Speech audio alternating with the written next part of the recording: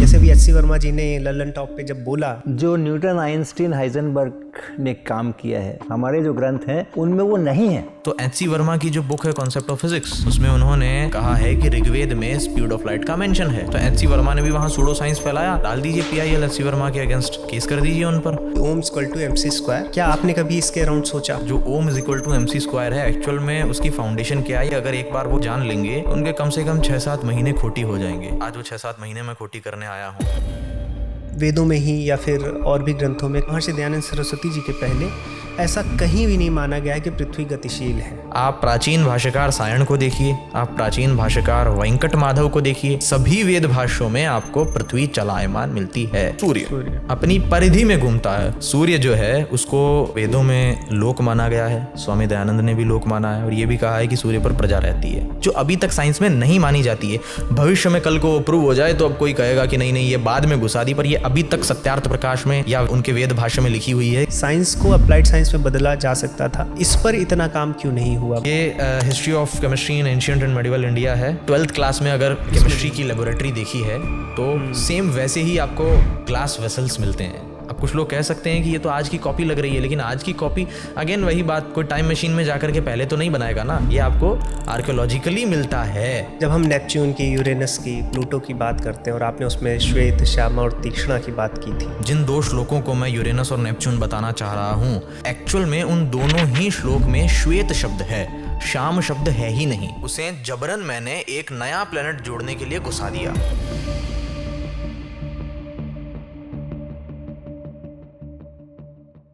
मोहित, आपका फिर से स्ट्राइकिंग थॉट शो पर स्वागत है।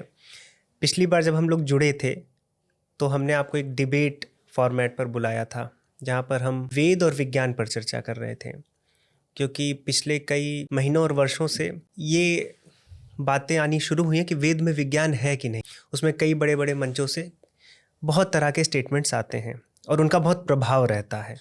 यदि कोई बड़ा व्यक्ति कहता है तो वो डिबेट इसीलिए कराई गई थी कि वेद में विज्ञान है कि नहीं ये पता किया जाए, और विज्ञान क्या है।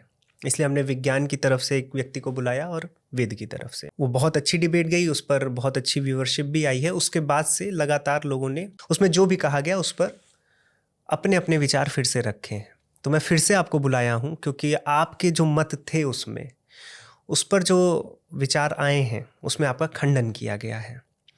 बहुत सी ऐसी आपकी बातें हैं जो बताई गई हैं कि आपने तोड़ा है, मरोड़ा है, या फिर आपने नहीं तो या फिर जिसने भी किया है उसको आपने वैसे रखा है। तो ये एक समझ लीजिए आपके पास दोबारा एक अवसर यहाँ पर मैं बनाना चाहता हूँ जहाँ पर आप उन बातों को क्लियरली रख पाएँ।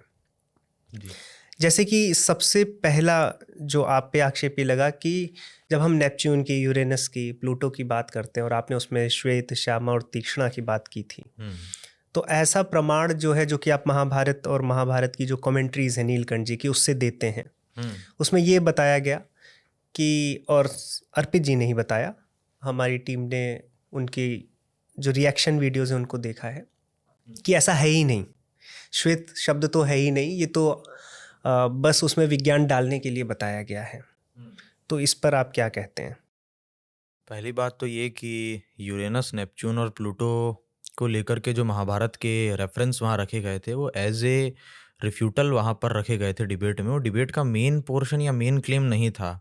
जैसे ही मैंने कहा कि वेदों में सौर भ्रमण या भूभ्रमण है, तो वहाँ पर प्रतिपक्षी ने कहा कि फिर जब इतनी बातें हैं तो हमें शनि के बाद के ग्रहों का वर्णन क्यों नहीं मिलता है। तो एक पॉसिबिलिटी के रूप में वहाँ इंस्टेंट वो रखी गई बात थी, जो कि संभवतः पूरी तरीके से गलत हो सकती थी, और जिसे स्वीकार करने से भी मेरा मत कहीं पर भी निम्न नहीं हो जाता है, क्योंकि मेरा मत वेदों को लेकर के है, और मेरा जो वेदों को लेकर के मिशन है वो तो तब भी चलता रहेगा यदि महाभारत के उस पर्टिकुलर रेफरेंस में वो बात मैं प्रमाणित नहीं कर पाया तो मेरे खंडन के लिए वो एक उपयुक्त चीज़ नहीं थी, चेरी पिकिंग थी।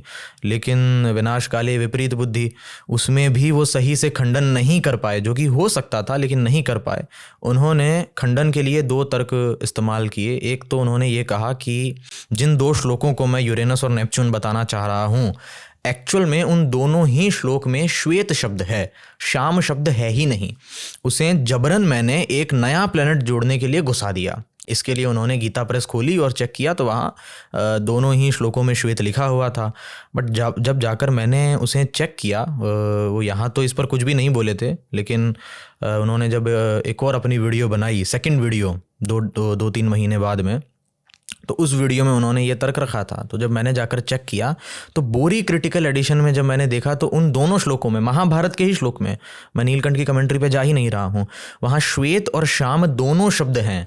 वहीं श्याम की जगह पर गीता प्रेस ने श्वेत छाप दिया, तो उन्हें लगा कि यहाँ तो दोनों जगह श्वेत है, और ये विज्ञान दर्शन ने खुद ही घुसा दिया यहाँ पर। लेकिन बोरी क्रिटिकल एडिशन में वहाँ पर श्वेत और श्याम दोनों शब्द हैं, और बोरी क्रिटिकल एडिशन तो आर्कियोलॉजिकल जो मैन्युस्क्रिप्ट एडिशन होता है उसी के आधार पर तैयार होता है। तो यहाँ पर तो कुछ बहुत ज़्यादा गहराई में जाने की ज़रूरत ही नहीं है, स्पष्ट है वो। मैं भेज दूंगा, आप उसे लगाइएगा स्क्रीन पर। दूसरा उन्होंने एक और भूल की उस अपनी वीडियो में। वो जो व्याख्या कर रहे थे उसे संभवतः ऐसा प्रतीत हो रहा था कि वो राहु और केतु को एक ही राशि में फिट करने का प्रयास कर रहे हैं मेरे खंडन हेतु, जबकि ये साइंटिफिकली इनएक्यूरेट है। फलित ज्योतिष के आधार पर भी, गणित ज्योतिष के आधार पर भी, और मॉडर्न एस्ट्रोनॉमी में भी उन्हें इतना ही नहीं पता था, ऐसा लग रहा था, क्योंकि राहु और केतु जो है वो 2 नोड्स हैं, इक्लिप्टिक नोड्स हैं, जो असेंडिंग और डिसेंडिंग नोड्स होते हैं। तो उनमें मिनिमम 7 घरों का फर्क होता है, यानी 180 डिग्री का फर्क होना संभव उसमें होना चाहिए। वो एक राशि में आ ही नहीं सकते हैं राहु और केतु। सामान्य सी बात है, जब 2 छाया ग्रह हैं और दोनों ही एक इंटरसेक्शन पॉइंट्स हैं, तो जब दोनों ही रोटेट करेंगे तो उनमें एक फिक्स दूरी रहेगी, वो दोनों पास पास में नहीं आ सकते हैं। लेकिन उन्होंने अपनी वीडियो में जिस तरीके से फैक्ट्स को प्रेजेंट किया, उससे ऐसा लग रहा था कि वो राहु और केतु को एक ही राशि में बता रहे हैं, जिसका आधार था उन्हें कहीं से उन श्लोकों का गड़बड़ ट्रांसलेशन प्राप्त हो गया। तो उसके आधार पर उन्होंने ये वीडियो बनाई, जो अगेन वहाँ पर वो एक रिलायबल क्रिटिक नहीं माना जाएगा। आप खुद सोचिए कि राहु केतु दोनों एक राशि में कैसे आ सकते हैं। इसके बाद ये तो रेफरेंसेस जो हैं आप नए, जो आप दोबारा जाके चेक करके आपके पास हैं दीजिएगा, ही लगाएंगे। इसके साथ साथ एक आपने सुना होगा कि साइंस एंड नॉन डुअलिटी की एक वेबसाइट है, उस पर ओम = MC² लिखा हुआ है। ओम = MC² पर सुधांशु जी ने भी अपने कई वक्तव्यों में लाया है। मुझे भी कई दर्शकों ने ईमेल किया, मैसेज किया कि ओम = MC², आप इस पर कुछ वीडियो बनाएं, और यदि है तो उसका बेस या उसकी फाउंडेशन क्या हो सकती है, सिंबॉलिक भी है तो भी। तो उस पर वीडियो बनाई गई थी। उस पर फ्रिट्जिफ कापरा की एक बुक है, द टाओ ऑफ फिजिक्स, उसमें उन्होंने E = MC² जैसी बातें की हैं, एग्जैक्टली नहीं की हैं, क्योंकि जो आइंस्टाइन है उन्होंने जब बताया कि मैटर और एनर्जी में एक नॉन डुअलिटी है, जैसा न्यूटन सोच रहे थे वैसा नहीं है कि ईश्वर ने मैटर को बनाया है, मतलब मैटर का विनाश नहीं हो सकता, उसकी सत्ता है, ऐसा न्यूटन मानते थे। बाद में ये जब हम मॉडर्न साइंस की तरफ आते हैं तब पता चलता है कि मैटर जो है वो एनर्जी ही है इसेंशियली। तो एनर्जी ही है जो, अगर आप माने तो, मेन सब्सटेंस है। और इस तरह के विचार चूँकि वैदिक विचारों में हैं कि जहाँ पर एनर्जी और मैटर को एक तरह से देखा गया है, उनका रूपांतरण माना गया। तो नॉन डुअलिटी के एज अ सिंबॉलिक रिप्रेजेंटेशन में ओम = MC² लिख सकते हैं। इसमें बहुत से खंडन चलते हैं, जैसे मेन चलता है कि आप कुछ भी रख दीजिए, हाथी रख दीजिए, राजेंद्र रख दीजिए, मोहन रख दीजिए, मोहित रख दीजिए। इस पर आपके क्या विचार है? क्या आपने कभी इसके अराउंड सोचा? जो बिना सोचे समझे, बिना गहन अध्ययन के इतने बड़े एक मंतव्य के ऊपर प्रश्न खड़ा कर देते हैं। जो ओम = MC² है, एक्चुअल में उसकी फाउंडेशन क्या है या उसके पीछे क्या फिलॉसफी काम कर रही है, अगर एक बार वो ये जान लेंगे तो उनके कम से कम 6-7 महीने खोटी हो जाएंगे। आज वो 6-7 महीने में खोटी करने आया हूँ। तो अगर आपको एनर्जी और मास के बारे में जानना है कि इसके बारे में वेदों की क्या मान्यता है, तो इसमें एक मैं मंत्र यहाँ पर कोट करना चाहूँगा। यदि वो मुझे मंत्र ठीक से मिलता है तो मैं उसको वीडियो में आपको भेजूँगा, आप लगाइएगा। ऋग्वेद के 10वें मंडल में संभवतया ये 74वें सूक्त में आता है, एक आध ऊपर नीचे होगा तो मैं भेज दूंगा आपको। उसमें अदिति और दक्ष का वर्णन करते हुए कहा गया है कि जो अदिति है, यानी जो अव्यक्त प्रकृति है, जो ऊर्जा रूप है, जो जिसको हम एनर्जी के इक्विवेलेंट बोल सकते हैं, उसका रूपांतरण होकर के दक्ष यानी जो पदार्थ है, जो व्यक्त प्रकृति है, वो प्रकट होता है। यहाँ पर इसका रूपांतरण है। तो एनर्जी और मास का जो कंजर्वेशन है वो बहुत बेहतरीन तरीके से वैदिक लोगों को पता था। इसके अलावा महाभारत में हमें अनुशासन पर्व में एक श्लोक मिलता है, नित्यम एकम अणुव्यापी क्रियाहीन हेतुकम अग्राह्यम इंद्रिये सर्वैरेतद व्यक्त लक्षणम अव्यक्तम प्रकृतिर्मूलम प्रधानम यो निरव्ययम अव्यक्तश्चैव नामानि शब्दैः पर्यायवाचकः। इसमें जो नित्य प्रकृति है, इटर्नल जो प्रकृति तत्व है, उसके कई गुण बताए हैं, उसके कई पर्याय बताए हैं। इस पर मैंने अपने YouTube चैनल पर एक डिटेल में वीडियो भी डाल रखी है, इसलिए श्लोक मुझे ज़बान पे ही है। इस श्लोक में महादेव शिव और भगवती उमा के बीच में चर्चा हो रही है, जहाँ पार्वती माता यही क्वेश्चन पूछ रही है उनसे कि यूनिवर्स का फंडामेंटल कॉज क्या है, मैटर की इनिशियल स्टेज क्या है। जो आपने अभी पहले बात कही कि मैटर है तो वो इटर्नल है या नहीं, तो उस मैटर की इनिशियल स्टेज जो इटर्नल थी उसकी अवस्था क्या है। जब आप उसकी अवस्था को जानने का प्रयास करेंगे महाभारत के इस श्लोक से या उस वेद मंत्र से, तो आपको समझ में आएगा कि ऊर्जा और कुछ नहीं है बल्कि प्रकृति की ही वो क्षमता है। ऊर्जा की और भी परिभाषाएं हैं जो पहले ही इस पॉडकास्ट का खंडन करके फिर कोई वीडियो बनाएंगे, उस पर फिर हमें लाइव करना पड़ेगा। उससे पहले मैं यहीं पे क्लियर कर दूं सारी चीज़ें। जैसे ऊर्जा की जो वैयाकरण मत है ऊर्जा पर, ऊर्ज बल प्राण नयो, उसमें बल और प्राण युक्त पदार्थ को ऊर्जा कहा है, कार्य करने की क्षमता को भी ऊर्जा कहते हैं। एक शब्द के अनेक अर्थ होते हैं, लेकिन ऊर्जा जो है, जो हम E=mc² में जो एनर्जी कह रहे हैं, ये एक्चुअल में उस प्रकृति का ही रूपांतरण है। तो जब भारतीय दर्शन की जड़ों में इतनी गहराई से ऊर्जा संरक्षण का ये नियम है और एनर्जी और मास का कन्वर्जन समझा रखा है, इसलिए हम ये कह रहे हैं कि ओम =mc²। इसका मतलब ये कोई सूत्र नहीं है, चलिए आप ओम की जगह आपको यहाँ कुछ और भी रखना है, प्रकृति रखिए, आप नित्य रखिए, आप अणु रखिए, आप परमाणु रखिए जो वैशेषिक दर्शन में है, आप कोई और शब्द रख लीजिए, लेकिन आपको हमारा ही शब्द रखना पड़ेगा। हाथी या राजेंद्र लिखने से नहीं होगा। राजेंद्र या हाथी के पीछे की क्या फिलोसॉफिकल बैकिंग है। इसलिए मैंने कहा कि जो लोग ऐसे उदाहरण या ऐसे दृष्टांत देते हैं उनको अपना नाम रिप्लेस करके मूर्ख रखना चाहिए। आप सोचिए कितनी गहराई से एनर्जी कंजर्वेशन को हमारे सिद्धांतों में बताया। इसलिए जो आपने science and duality non duality वाली वेबसाइट बताई, मैंने वो वेबसाइट अभी बहुत अच्छे से उसका अध्ययन नहीं किया है, लेकिन कदाचित वो या उस तरह के लोग इसीलिए ओम =mc² की उपमा दे रहे हैं, क्योंकि भारतीय दर्शन की गहराइयों में ऊर्जा और जो मैटर है उसके बीच का जो कंजर्वेशन है, उसके बीच का जो ट्रांसफॉर्मेशन है, उसको बहुत ब्यूटीफुली एक्सप्लेन किया गया है। और ओम जो है वो तो एक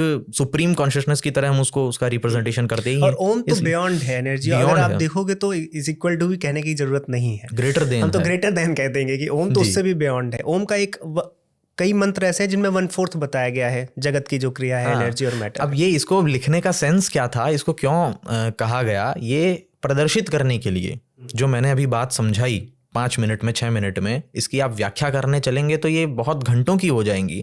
तो इसको प्रदर्शित करने के लिए कि ये जो mc² वाला जो फॉर्मूला है, कुछ लोग कह रहे हैं भाई ये तो आगे और भी पूरा है। अरे भाई, जो भी इसका पूरा सत्य है वो ऊर्जा और पदार्थ के रूपांतरण को ही दर्शा रहा है ना। तो वो रूपांतरण ओम यानी हिंदुइज्म में है, ये बताया जा रहा है। ओम =mc² का मतलब है कि हिंदुइज्म में ये फिलॉसफी, ये सिद्धांत, ये साइंस एग्जिस्ट करती है। इसमें मोहित 2 चीज़ें दिखती हैं।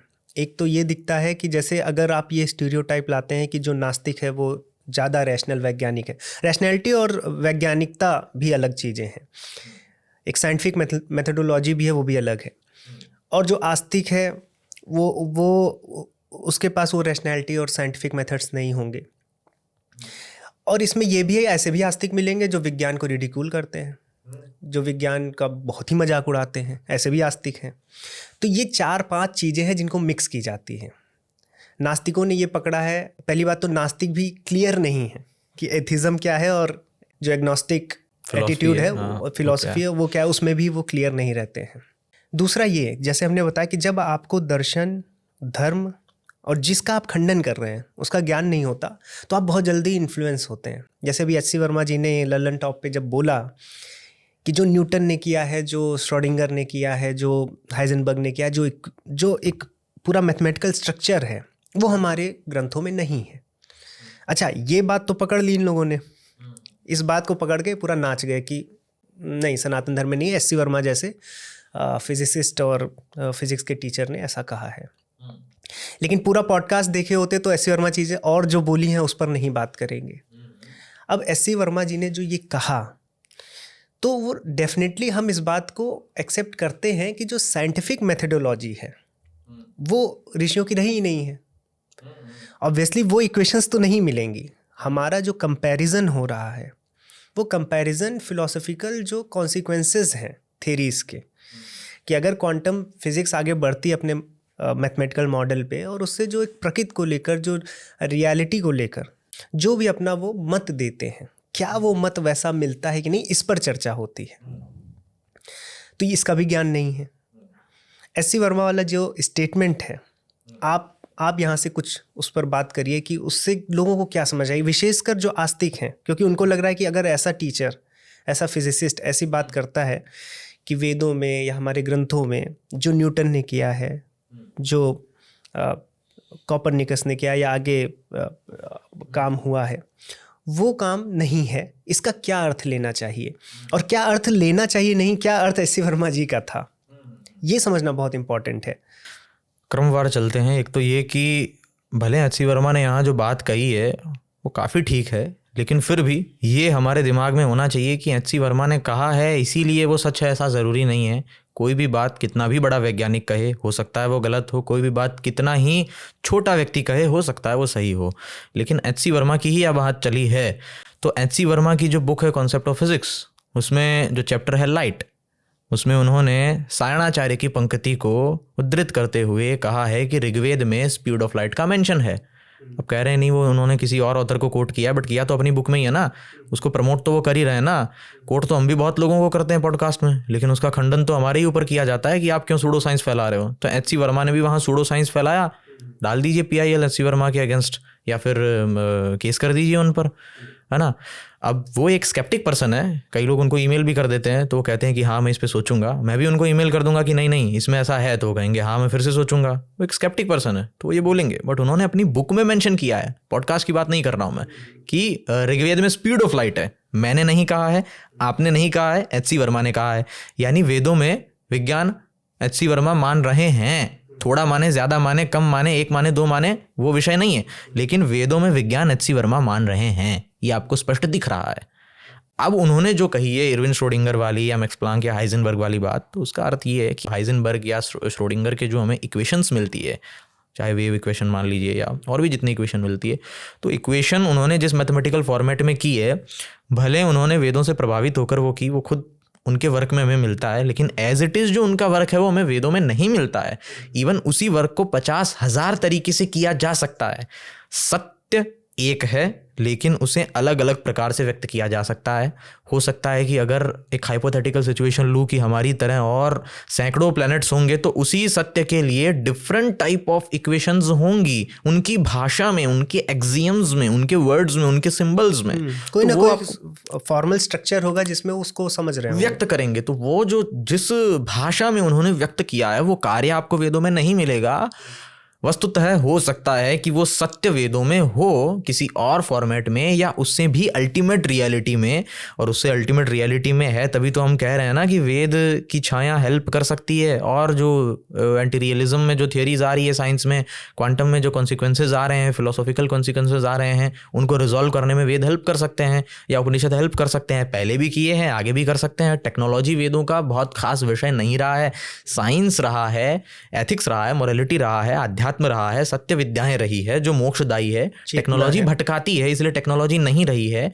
लेकिन इसका अर्थ ये नहीं है कि टेक्नोलॉजी को हम कंपेयर करते हुए हम साइंस को देखें। और फिर टेक्नोलॉजी के लिए दूसरे ग्रंथ है ना। हाँ, दूसरे ग्रंथ है, जैसे अभी टेक्नोलॉजी पे काम नहीं हुआ। जैसे समरांगण सूत्रधार है, उसमें अब कोई मूर्ख ही होगा जो कहेगा कि समरांगण सूत्रधार में विमानों का वर्णन नहीं है, या फिर कैनल्स का वर्णन नहीं है, या उसमें ऑटोमेटास का वर्णन नहीं है। उसमें वर्णन था, और अभी हम विमान के ऊपर भी आएंगे।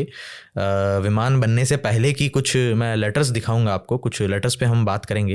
लेकिन ये तो बिल्कुल सही बात है कि वेदों में सत्य है और उसको अलग अलग प्रकार से व्यक्त किया गया है। हो सकता है उसे देखकर व्यक्त किया गया, हो सकता है कि निजी शोध के आधार पर किया गया हो। शुरू वो वेद से ही हुआ है, शुरू आदि सृष्टि में ही वो यज्ञ हुआ था, जिसके कारण आज पूरा मानव संसार इतना फल फूल रहा है। चाहे ये भवन, ये बिल्डिंग्स, ये इतनी इतनी बड़ी बड़ी मल्टीज बनेंगी, बिगड़ेंगी, कई बार सभ्यताएं आएंगी, लेकिन नॉलेज वही रहेगा।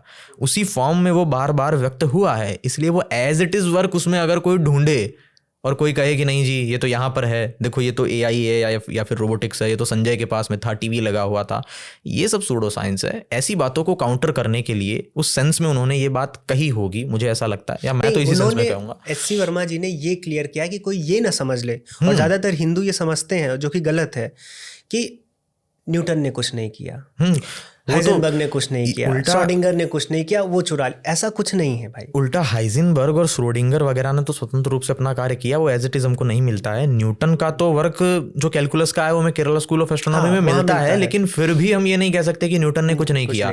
मैं आज की डेट में अगर केरला स्कूल ऑफ एस्ट्रोनॉमी के जो युक्ति गणित है, या जो नीलकंठ सोमयाजी है, ज्येष्ठ देव परमदेव है, या जो आचार्य माधवन है संगम ग्राम के, उनके ग्रंथ यदि मैं आज एक 10th क्लास के बच्चे को दे दूं और बोलूं इसको पढ़ करके, हिंदी ट्रांसलेशन पढ़ करके आप कैलकुलस मुझे बना करके दिखा दो, अभी न्यूटन को पढ़ने के बाद भी, तो भी कोई नहीं बना पाएगा।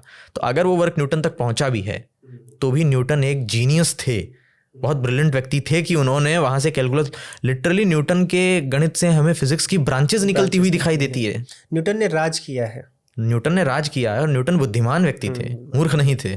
इसके अलावा आपने एक साइंटिफिक मेथोडोलॉजी की बात की। जो साइंटिफिक मेथोडोलॉजी है उसके बेस पे काफ़ी बवाल होता है। अब ये बात तो सही है कि साइंटिफिक मेथोडोलॉजी की अपनी कमियां हैं, और भारतीय दर्शन में आज हम जैसी साइंटिफिक मेथोडोलॉजी देखते हैं वो मेथोडोलॉजी नहीं है। वो है लेकिन पूरी तरीके से वो नहीं है, उससे ऊपर की चीज़ है, वो तो सम्मिलित हो ही जाती है। जैसे न्याय दर्शन में मैं आपको अगर प्रमाणों की बात करूं तो प्रत्यक्ष, शब्द, उपमान और अनुमान, क्या इसमें जो आज की मॉडर्न साइंटिफिक मेथोडोलॉजी है वो नहीं आ रही है? वो आ रही है, उसके अलावा एक्स्ट्रा आ रहा है, शब्द भी आ रहा है, अनुमान भी आ रहा है, उपमान भी आ रहा है, प्रत्यक्ष भी आ रहा है। और शब्द तो विज्ञान में भी माना ही जा रहा है। अब आइंस्टाइन न्यूटन का शब्द प्रमाण ठीक है, वो उनकी मेथोडोलॉजी में वो सत्य साबित होते हैं न्यूटन, लेकिन अगर आइंस्टाइन कल को कुछ नया देते हैं तो ऐसा थोड़ी कि वो न्यूटन से बैठेंगे, उसको चेक नहीं किया जाता है, हर बार चेक नहीं करेंगे, थोड़ा बहुत बिलीव सिस्टम होता ही है हाँ, ह्यूमन वो में। न्यूटन को मान के उस पर डेवलप कर रहे हैं, क्योंकि न्यूटन 200-300 साल से सिद्ध होते हुए आए हैं। अब अगर कोई कहे कि नहीं हम उसको चेक कर सकते हैं, करते तो नहीं है ना, प्रायः है चेक करते तो नहीं है ना। अगर आप जैसे कोई टीचर है, अब उसकी नौकरी लग गई गवर्नमेंट स्कूल में, अब वो जो पढ़ा रहा है बोले नहीं चेक किया जा सकता है, उसने किया तो नहीं ना, किसी ने किसी तरह के बिलीव सिस्टम में तो बंधा हुआ है ही ना। तो इतना शब्द तो हर जगह होता ही है जो। और इसमें देखिए शब्द प्रमाण, अगर हम न्यूटन को मानते हुए आ रहे थे तो कल आज हम न्यूटन से अलग हटे ना, तो शब्द प्रमाण हम कुछ दिन तक तो माना ही गया है, या फिर उसको अगर हम वेरीफाई भी कर रहे हैं तो अपने लिमिटेड सिस्टम से करते हुए आ ही रहे हैं। और अगर हम उसको वेरीफाई भी कर लिया और आप ये कहे कि हमने न्यूटन को वेरीफाई कर लिया, हिज ट्रूथ, जो भी उन्होंने कहा है वो सब सच है, तो देखिए बाद में फिर बदलना पड़ा ना। तो हमेशा प्रत्यक्ष वेरिफिकेशन भी अल्टीमेट आंसर नहीं है उस चीज़ का। अब जैसे ये प्रत्यक्ष शब्द, उपमान और अनुमान है, 4 प्रमाणों की बात की गई है। इसके अलावा भी बहुत सारी चीज़ें होती है। उसमें हम सत्य का निर्धारण करने के लिए जो उसमें सभाएं होती थी, उसमें पंचावयव बनाना होता था, बहुत तरह के छल, निगमन, स्थान, बहुत सारी चीज़ें न्याय दर्शन में है। तो दर्शन में क्या होता है, दर्शन की जो परिभाषा है, दृश्य धातु है इसमें, यथार्थ तत्व बनेन दर्शनम, यानी यथार्थ जो है तत्व का वो दर्शन है। दर्शन का मतलब देखना नहीं है, दर्शन का मतलब है जो यथार्थ है वो उसे यथार्थ करना, उसे हम दर्शन करना कहते हैं। तो जो साइंस है वो भी एक्चुअल में यथार्थ करने का ही प्रयास कर रहा है, तो वो दर्शन के ही मार्ग पर है। अब जो साइंस है या जो फिलॉसफी है, जो वेस्टर्न फिलॉसफी है, वो केवल चलती है लॉजिक पे, जिसको हम बोलते हैं विजडम, लव ऑफ विजडम। वो केवल और केवल बुद्धि तक सीमित है जो फिलॉसफी है। वो साइंस जो है वो प्रयोग और अनुप्रयोग के आधार पर चलता है, एक्सपेरिमेंटेशन, हाइपोथेसिस क्रिएट करना, फिर उसको मैथमेटिकली चेक करना, ऑब्जर्वेशनली चेक करना। अब ये ऑब्जर्वेशनली चेक करना, इसी के आधार पर उन लोगों को लगता है हम बहुत बड़ी चीज़ कर रहे हैं, लेकिन अपने आप में ऑब्जर्वेशन की ही लिमिट है। ऑब्जर्वेशन की लिमिट है, आपने ऑब्जर्वेशन को क्या उस मॉडल में डाला है? हाँ, नहीं डाला है ना। आपने ऑब्जर्वेशन को अलग रखा है, ऑब्जर्व्ड को अलग रखा है। क्वांटम के बाद आपको लगा कि ये जो ऑब्जर्वेशन करने वाला है ये भी सिस्टम गर्व की बात नहीं है। हाँ, अब हमारे यहाँ दर्शन में ऐसा नहीं है, जो मैंने कहा साइंटिफिक मेथोडोलॉजी नहीं है, और है भी तो इसकी सही व्याख्या ये है कि साइंटिफिक मेथोडोलॉजी तो है ही, बट उसके अलावा 2-3 एक्स्ट्रा लेयर्स और हैं जिससे वो और अल्टीमेट ट्रुथ तक हम जा पा रहे हैं। तो दर्शन में जैसे मैंने फिलॉसफी का बताया, बुद्धि और तर्क के आसपास है, साइंस बुद्धि और तर्क के अलावा प्रयोग अनुप्रयोग पर है। दर्शन में बुद्धि, तर्क, प्रयोग, अनुप्रयोग ये तो है ही, इसके अलावा अनुभव भी है यानी और ये अनुभव वो नहीं है, एक्सपीरियंस जो हम कर रहे हैं वो अनुभव नहीं है। ये जैसे हम समाधि में जाकर के साक्षात करना या ध्यान करना। मैंने तो अभी बहुत एक अच्छे मुझे नाम में भूल गया, बहुत अच्छे एक लॉजिशियन थे या साइंटिस्ट थे, मैं रिकॉल नहीं कर पा रहा हूँ, उनके मैंने टॉक में सुना, वो कह रहे थे कि ज़रूरी नहीं है कि सत्य को जानने की माइक्रोस्कोप लगा करके यही रीति हो सकता है पेड़ के नीचे बैठ करके भी कोई सत्य तक पहुँच जाए। अब वो कहाँ से पहुँचेगा, वो नहीं पहुँचेगा, ये कहना बहुत मटेरियलिस्टिक सोच है। ये पॉसिबिलिटीज़ को डिनाई करना होगा। इसलिए मुझे कई बार लगता है कि atheism isn't philosophy, it's just a excuse to deny the responsibility. ये सिर्फ और सिर्फ रेस्पॉन्सिबिलिटी से भागने का तरीका है। इसलिए अल्टीमेट ट्रुथ जो है उसके लिए ये जो तर्क जिसका आपने कहा कि इसमें बहुत सारी कमियां हैं, तो वो तो हमारे पास है ही सामान्य सत्यों और व्यवहारिक सत्ता को जानने के लिए। इसलिए कई लोग मूर्खतापूर्ण तथ्य देते हैं कि भाई हर चीज़ समाधि से पता लगाओगे क्या, तुमको कोई गाल पे थप्पड़ मारेगा तो तुम नहीं मानोगे क्या कि उसने चांटा मार दिया। तो व्यवहारिक सत्य के लिए ही हमने प्रत्यक्ष शब्द, अनुमान, उपमान ये सब बनाए हैं। हर चीज़ के लिए नहीं कहा है कि समाधि से पता लगाओ। अल्टीमेट ट्रुथ के लिए निषेध किया है कि आंख पर विश्वास मत करो, कान पर विश्वास मत करो, जीभ पर विश्वास मत करो, ये इंद्रियां हैं अल्टीमेट ट्रुथ को सीख करने के लिए। तो हमारे यहाँ अनुप्रयोग और अनुभव दोनों चीजें हैं। साथियों, अब आप अपने फ़ोन पर, मोबाइल पर गुरुकुल आचार्यों से संस्कृत सीख सकते हैं। साथ में हिंदू दर्शनों से, उपनिषदों से जुड़कर जीवन के गूढ़ रहस्यों को समझ सकते हैं। और न केवल समझ सकते हैं बल्कि उस ज्ञान से किसी भी प्रकार के तनाव, एंग्जाइटी, फियर से ऊपर उठ सकते हैं। हमारे शिक्षणम प्लेटफॉर्म पर आप प्राचीन भारतीय आचार्यों के ज्ञान से विजनरी लीडर बन सकते हैं। 1 लाख से भी ज़्यादा विद्यार्थी शिक्षणम प्लेटफॉर्म पर दैनिक रूप से भारतीय ज्ञान परंपरा से जुड़कर अपना जीवन बेहतर बना रहे हैं। और आगामी होली के उपलक्ष्य में हम अपने प्रत्येक कोर्स पर 50% तक का डिस्काउंट भी दे रहे हैं। तो ये आपके लिए बहुत अच्छा अवसर है सनातन धर्म के गहरे ज्ञान से जुड़ने का। यदि आप भी सत्य को खोज रहे हैं और साथ में जीवन की छोटी छोटी चीजों से उठकर एक मीनिंगफुल लाइफ बिताना चाहते हैं, तो मैं आप सभी का शिक्षणम पर स्वागत करता हूं। आपको सारी डिटेल्स नीचे डिस्क्रिप्शन बॉक्स और कमेंट सेक्शन में मिल जाएगी। आप सभी को होली की हार्दिक शुभकामनाएं। इसमें मोहित, जब आक्षेप की बात चल रही और रिएक्शन वीडियोस की बात चलती है, जो खंडन करते हैं, उसमें एक खंडन ये और आया कि जब बात आपने की थी उस पॉडकास्ट में, विशेषकर कि पृथ्वी सूर्य के चारों ओर घूमती है, सूर्य भी गैलेक्टिक सेंटर के चारों ओर घूमता है, तो उस पर खंडन ये आता है कि वेदों में ही या फिर और भी ग्रंथों में कई जगह पर पृथ्वी को अचला, निरति, ध्रुवा ये आदि शब्द कहे गए हैं, जिनका अर्थ होता है स्थिर। तो ऐसे जब चीज़ें मिलती हैं तो उसमें आप कैसे प्रूव करते हैं कि पृथ्वी को मानते थे हमारे जो, चाहे वो गणितज्ञ रहे हों या जो वेदों के दृष्टा ऋषि थे, कि पृथ्वी चलायमान है और सूर्य भी चलायमान। मुझे ऐसा लगता है कि मैं यहाँ से एक डिमांड करूँगा एथिस्ट लोगों से कि वो थोड़ा सा ऐसा खंडन बनाएं जिसका उत्तर देने के लिए हमें कुछ मेहनत करनी पड़े। वेदों में अचला शब्द ही नहीं है, पृथ्वी को अचला कहा ही नहीं गया है।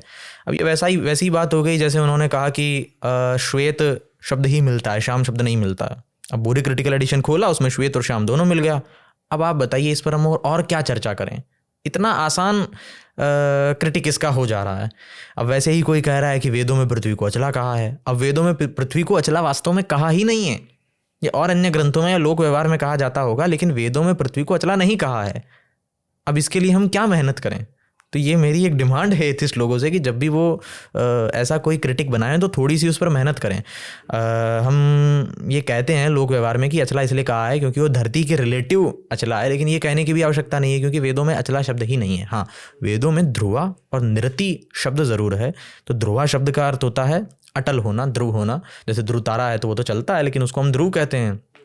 तो ध्रुवा वो इसलिए है क्योंकि अपने कक्ष में वो स्थित है, वो अटल है, वो ऐसा नहीं है कि अपने कक्ष के नियम से दाएं बाएं हो रही है।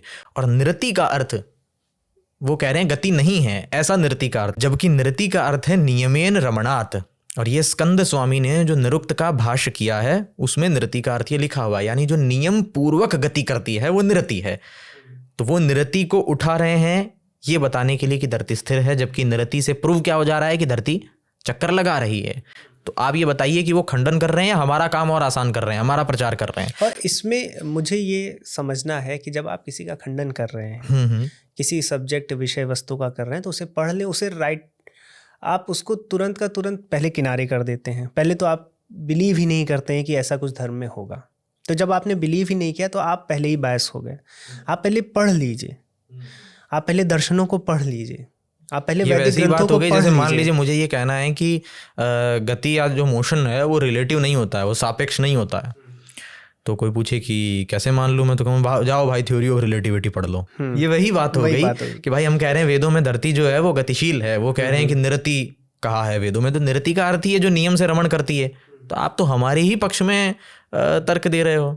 तो वही है, ये ज्ञान की कमी होती है। निरुक्त आप पढ़ लीजिए या फिर आप संस्कृत सीख लीजिए और फिर उसके बाद उसका, क्योंकि सीखने की आवश्यकता ही नहीं है। यदि वो निरुक्त खोलकर देखते उसमें स्कंद स्वामी का भाष्य यदि वो पढ़ते तो वहाँ निरति का अर्थ साफ लिखा हुआ है, जो नियम पूर्वक रमण करती है, गति करती है। और इसमें मोहित जब ये चर्चा चल रही थी कि पृथ्वी सूर्य के चारों ओर घूमती है, सूर्य गैलेक्टिक सेंटर के चारों ओर घूमता है, मतलब ऐसा दिखाया जाता है कि जो सभी लोग हैं एक दूसरे लोग का परिभ्रमण करते हैं। तो उसके बाद इस पॉडकास्ट के बाद, और पॉडकास्ट में भी आपने कोई मंत्र यजुर्वेद का मैंने दिखाया था। यजुर्वेद के 3 अध्याय का 6वां मंत्र यहाँ पर स्क्रीन पे दिखाया था। हाँ। तो उसमें ही ये आक्षेप लगा कि जो उसमें आपने अर्थ किया प्रश्नी का, यहाँ तो वो कुछ नहीं बोले थे। हाँ, हो सकता है उनको ना पता हो यहाँ जी। लेकिन वो घर जाके उन्होंने जब प्रश्नी का, अर्पित ने प्रश्नी का जब अर्थ भेजा कि वो अंतरिक्ष नहीं है, उसको जबरदस्ती किया गया है विज्ञान डालने के लिए। और महर्षि दयानंद सरस्वती जी ने के पहले तो किसी ने नहीं किया, जितने भी भाष्यकार हुए उन्होंने प्रश्नी का अंतरिक्ष नहीं किया है अर्थ। दयानंद सरस्वती जी ने किया या फिर आपने किया?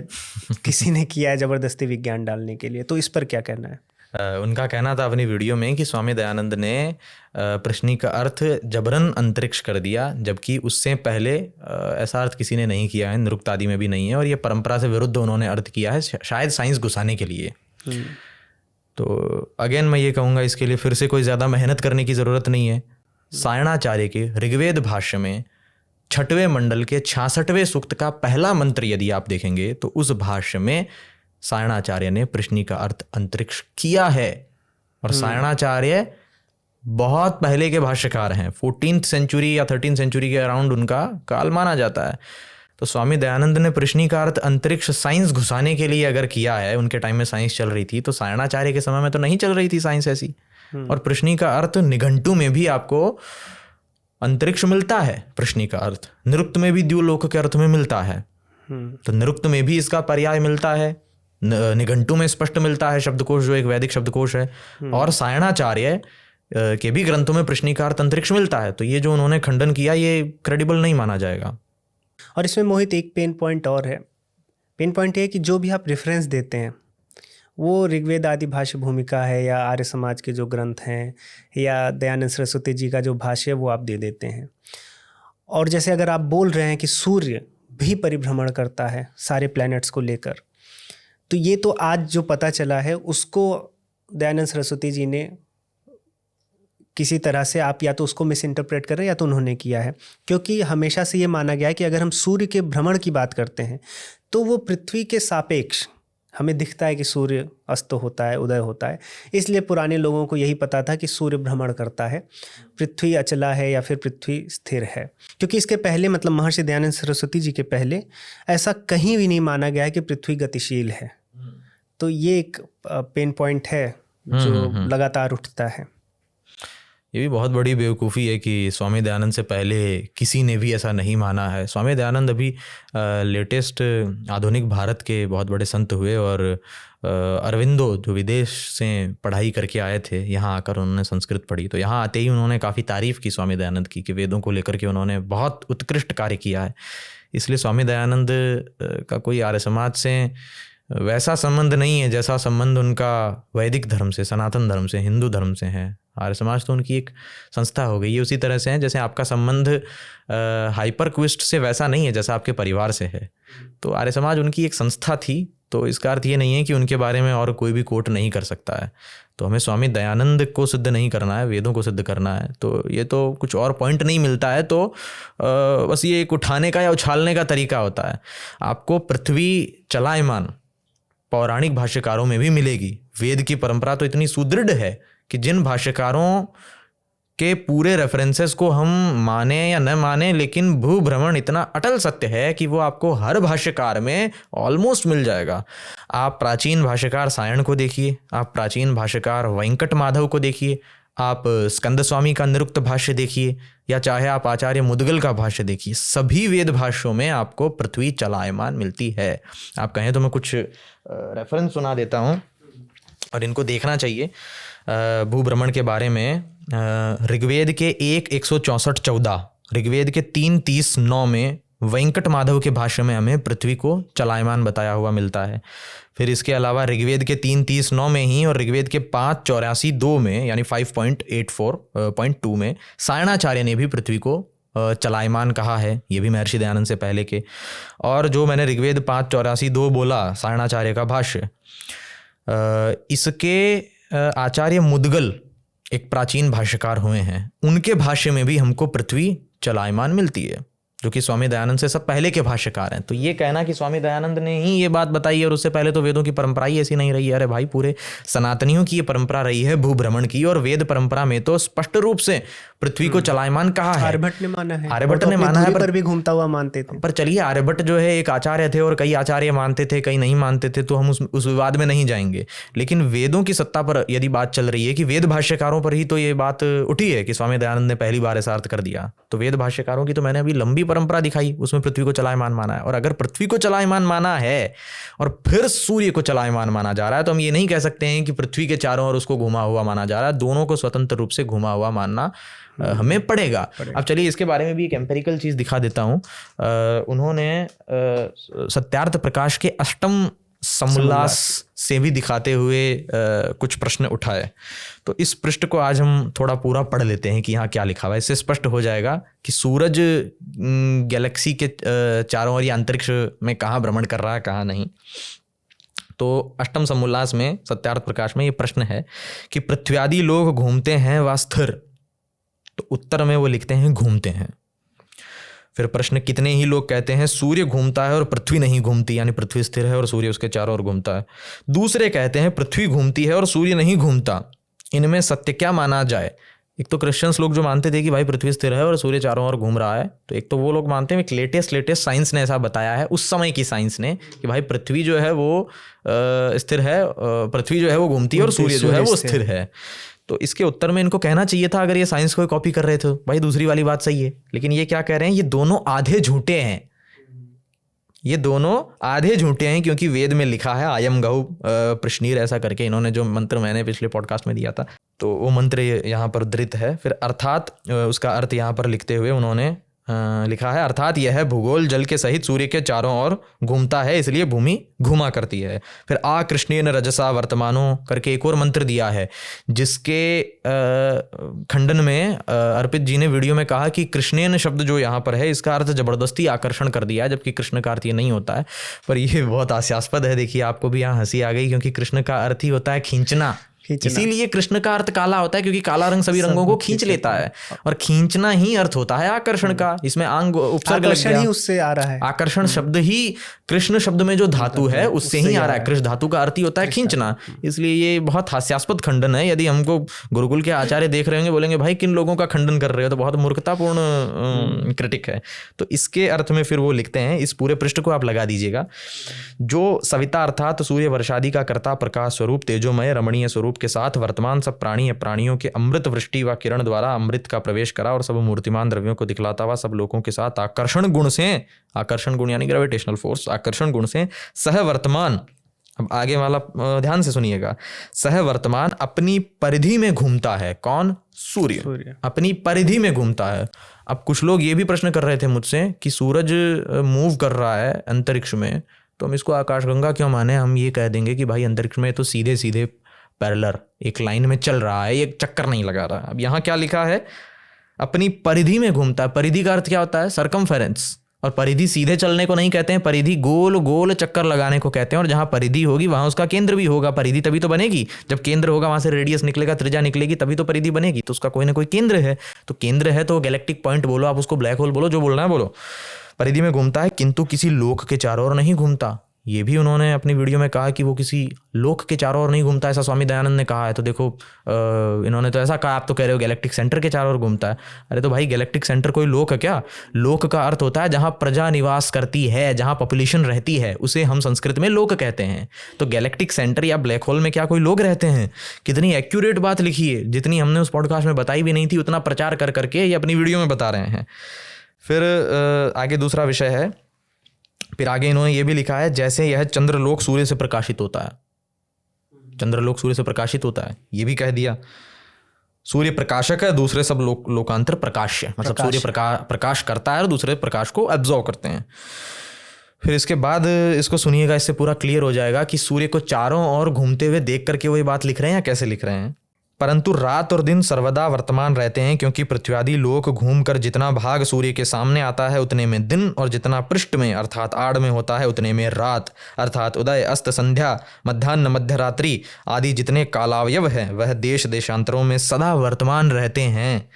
अर्थात जब आर्यावर्त में सूर्योदय होता है उस समय पाताल अर्थात अमेरिका आदि में अस्त होता है, जब आर्यावर्त में अस्त होता है तब पाताल देश में उदय होता है। जब आर्यावर्त में मध्य दिन में मध्य रात होती है उसी समय पाताल देश में मध्य रात और मध्य दिन रहता है। जो लोग कहते हैं कि सूर्य घूमता है और पृथ्वी नहीं, वे सब अज्ञ हैं, क्योंकि ऐसा होता तो कई सहस्र वर्ष के दिन और रात होते। अर्थात सूर्य का नाम ब्रह्म है, यह पृथ्वी से लाखों गुना बड़ा और करोड़ों कोस दूर है। जैसे राई के सामने पहाड़ घूमे तो बहुत देर लगती है और राई के घूमने में बहुत कम समय नहीं लगता, वैसे ही पृथ्वी के घूमने से यथा योग्य दिन रात और सूर्य के घूमने से नहीं। अब यहाँ पर कितना डिटेल में इन्होंने रिलेटिव मोशन को और पॉइंट भी दिया है, डे लाइट को क्या क्या एक रैशनल पॉइंट भी दिया है कि जो पहाड़ और राई वाला जो उदाहरण दिया है कि अगर छोटी वस्तु घूमेगी और बड़ी वस्तु घूमेगी तो उससे दिन रात में कितना फर्क आएगा। तो ये तो क्लियर बता रहे हैं कि सूर्य नहीं घूम रहा है, पृथ्वी घूम रही है सूर्य के रिलेटिव, इसलिए हमें दिन और रात मिल रहे हैं। तो ये बात जिस व्यक्ति को पता है वो सूर्य को चारों ओर घूमता हुआ देख करके सूर्य का भ्रमण नहीं मान रहा है, वो तो पृथ्वी के रोटेशन से हो रहा है, वो इस व्यक्ति को पता है। लेकिन ये बात पता होते हुए वे कह रहे हैं कि सूर्य सबको वर्तमान सह लोक समूहेन सह, सबके साथ में वर्तमान होते हुए अपनी परिधि में, यानी अंतरिक्ष में एक परिधि, एक सर्कमफेरेंस है और बीच में केंद्र है, उसके चारों ओर चक्कर लगा रहा है। ये तक लिखा है कि और गुरु पदार्थ के घूमे बिना आकाश में नियत स्थान पर कभी नहीं रहता, मतलब कोई भी सेलेस्टियल बॉडी है अगर तो उसको घूमना ही होगा, वरना वो यूनिवर्स में एग्जिस्ट नहीं कर पाएगी। तो इतनी सारी बातें लिख दी और क्या चाहिए, इतनी बातें क्लियर है। अब कहेंगे कि नहीं ये लोग घुमा रहे हैं, ये लोग तोड़ मरोड़ के पेश कर रहे हैं। भाई खरीद लीजिए, 50 रुपए में मिल जाएगी आपको पुस्तक, कोई तोड़ मरोड़ के नहीं कही जा रही है इसमें बात। इसमें लोक पर आएंगे, क्योंकि लोक पर जैसे आपने बताया कि लोक जहाँ लोग नहीं रहते, जहाँ लोग रहते हैं, लोक जहाँ लोग रहते हैं, और वो कोई लोक नहीं है, किसी लोक के चारों ओर सूर्य नहीं घूमता, क्योंकि आपने बताया जैसे चंद्रमा जो है वो पृथ्वी लोक के चारों ओर घूमता है, पृथ्वी चंद्रमा सहित सूर्य के चारों ओर घूमती है, सूर्य लोक के, वैसे ही सूर्य इन सब सहित घूमता तो है एक केंद्र के चारों ओर, पर वहां कोई बीच में और लोक नहीं है सूर्य से बड़ा। तो लोक का अर्थ है जहां पे प्रजा रहती है। पृथ्वी और चंद्रमा सूर्य लोक के चारों ओर घूम रहे हैं, तो सूर्य पे भी तो लोग नहीं है। 100% ये क्वेश्चन भी उन्होंने उठाया था, तो इसका आंसर भी देना चाहिए। सूर्य जो है उसको वेदों में लोक माना गया है, स्वामी दयानंद ने भी लोक माना है, और ये भी कहा है कि सूर्य पर प्रजा रहती है। अब इस पर खूब चिल्लपोप होती है कि भाई सूर्य पर तो प्रजा नहीं रहती है, लेकिन अगर आप, मैं गहराई में नहीं जाऊंगा, वैसे आग्नेय शरीर के लोग वहाँ रहते हैं ऐसी मान्यता है, लेकिन मैं गहराई में इसलिए नहीं जा रहा हूँ क्योंकि उस पर फिर और विवाद करेंगे। तो सूर्य पर आपको ऐसे बहुत सारे आर्टिकल मिल जाएंगे कि सन में जो डार्क स्पॉट्स होते हैं, ब्लैक स्पॉट्स, उनके अराउंड खूब सारे सूक्ष्म जीव पाए जाते हैं, कुछ ऐसे बैक्टीरियाज या कुछ ऐसे सूक्ष्म जीव जो कि बहुत ज़्यादा टेम्परेचर को झेल सकते हैं। अब ये बताइए वहाँ जीव होते हैं तो वहाँ प्रजा हुई कि नहीं? जब वहाँ जीव है, जीवात्मा है, तो वहाँ प्रजा निवास करती है या नहीं? ऐसा कुछ साइंटिफिक स्टडी है क्या? ऐसी खूब साइंटिफिक स्टडीज है, अगर मुझे कुछ मिलेगी तो हम लगाएंगे। ये सूर्य में ये दयानंद सरस्वती जी भी मानते हैं, उन्होंने तो माना है और उन्होंने इससे आगे की बात कही है। अच्छा, मैं ये भी यहाँ से इसलिए कहना चाहूँगा क्योंकि अभी तक ये बात जितनी स्वामी दयानंद ने कही है, ये तो मैंने एक प्रूव करने के लिए बोल दिया कि वहाँ सूक्ष्म जीव रहते हैं, तब आओ इस पर डिबेट करो। वहाँ पे प्रजा तो मैंने प्रूव कर दी, तो सूर्य को मैंने लोग भी प्रूव कर दिया। लेकिन स्वामी दयानंद से इससे भी गहरी बात लिखी है जो अभी तक साइंस में नहीं मानी जाती है। भविष्य में कल को प्रूव हो जाए तो अब कोई कहेगा कि नहीं ये बाद में घुसा दी, पर ये अभी तक सत्यार्थ प्रकाश में या उनके वेद भाषा में लिखी हुई है कि सूर्य पर आग्नेय शरीर के लोग रहते हैं, वहाँ प्रजा रहती है, मनुष्य की ही तरह बुद्धिमान प्रजा रहती है, ये स्वामी दयानंद का मानना है। अब आग्नेय शरीर का अर्थ क्या है इसको भी थोड़ा समझ लेते हैं। जैसे पृथ्वी पर हम सबका पार्थिव शरीर है, यानी पृथ्वी तत्व से बना हुआ शरीर है, इसलिए हम कहते हैं पार्थिव शरीर। वैसे ही सूर्य पर पृथ्वी तत्व से बना हुआ शरीर नहीं है, अग्नि तत्व से बना आग्नेय शरीर है, यानी जिस शरीर में प्रधान तत्व जो है वो अग्नि हो।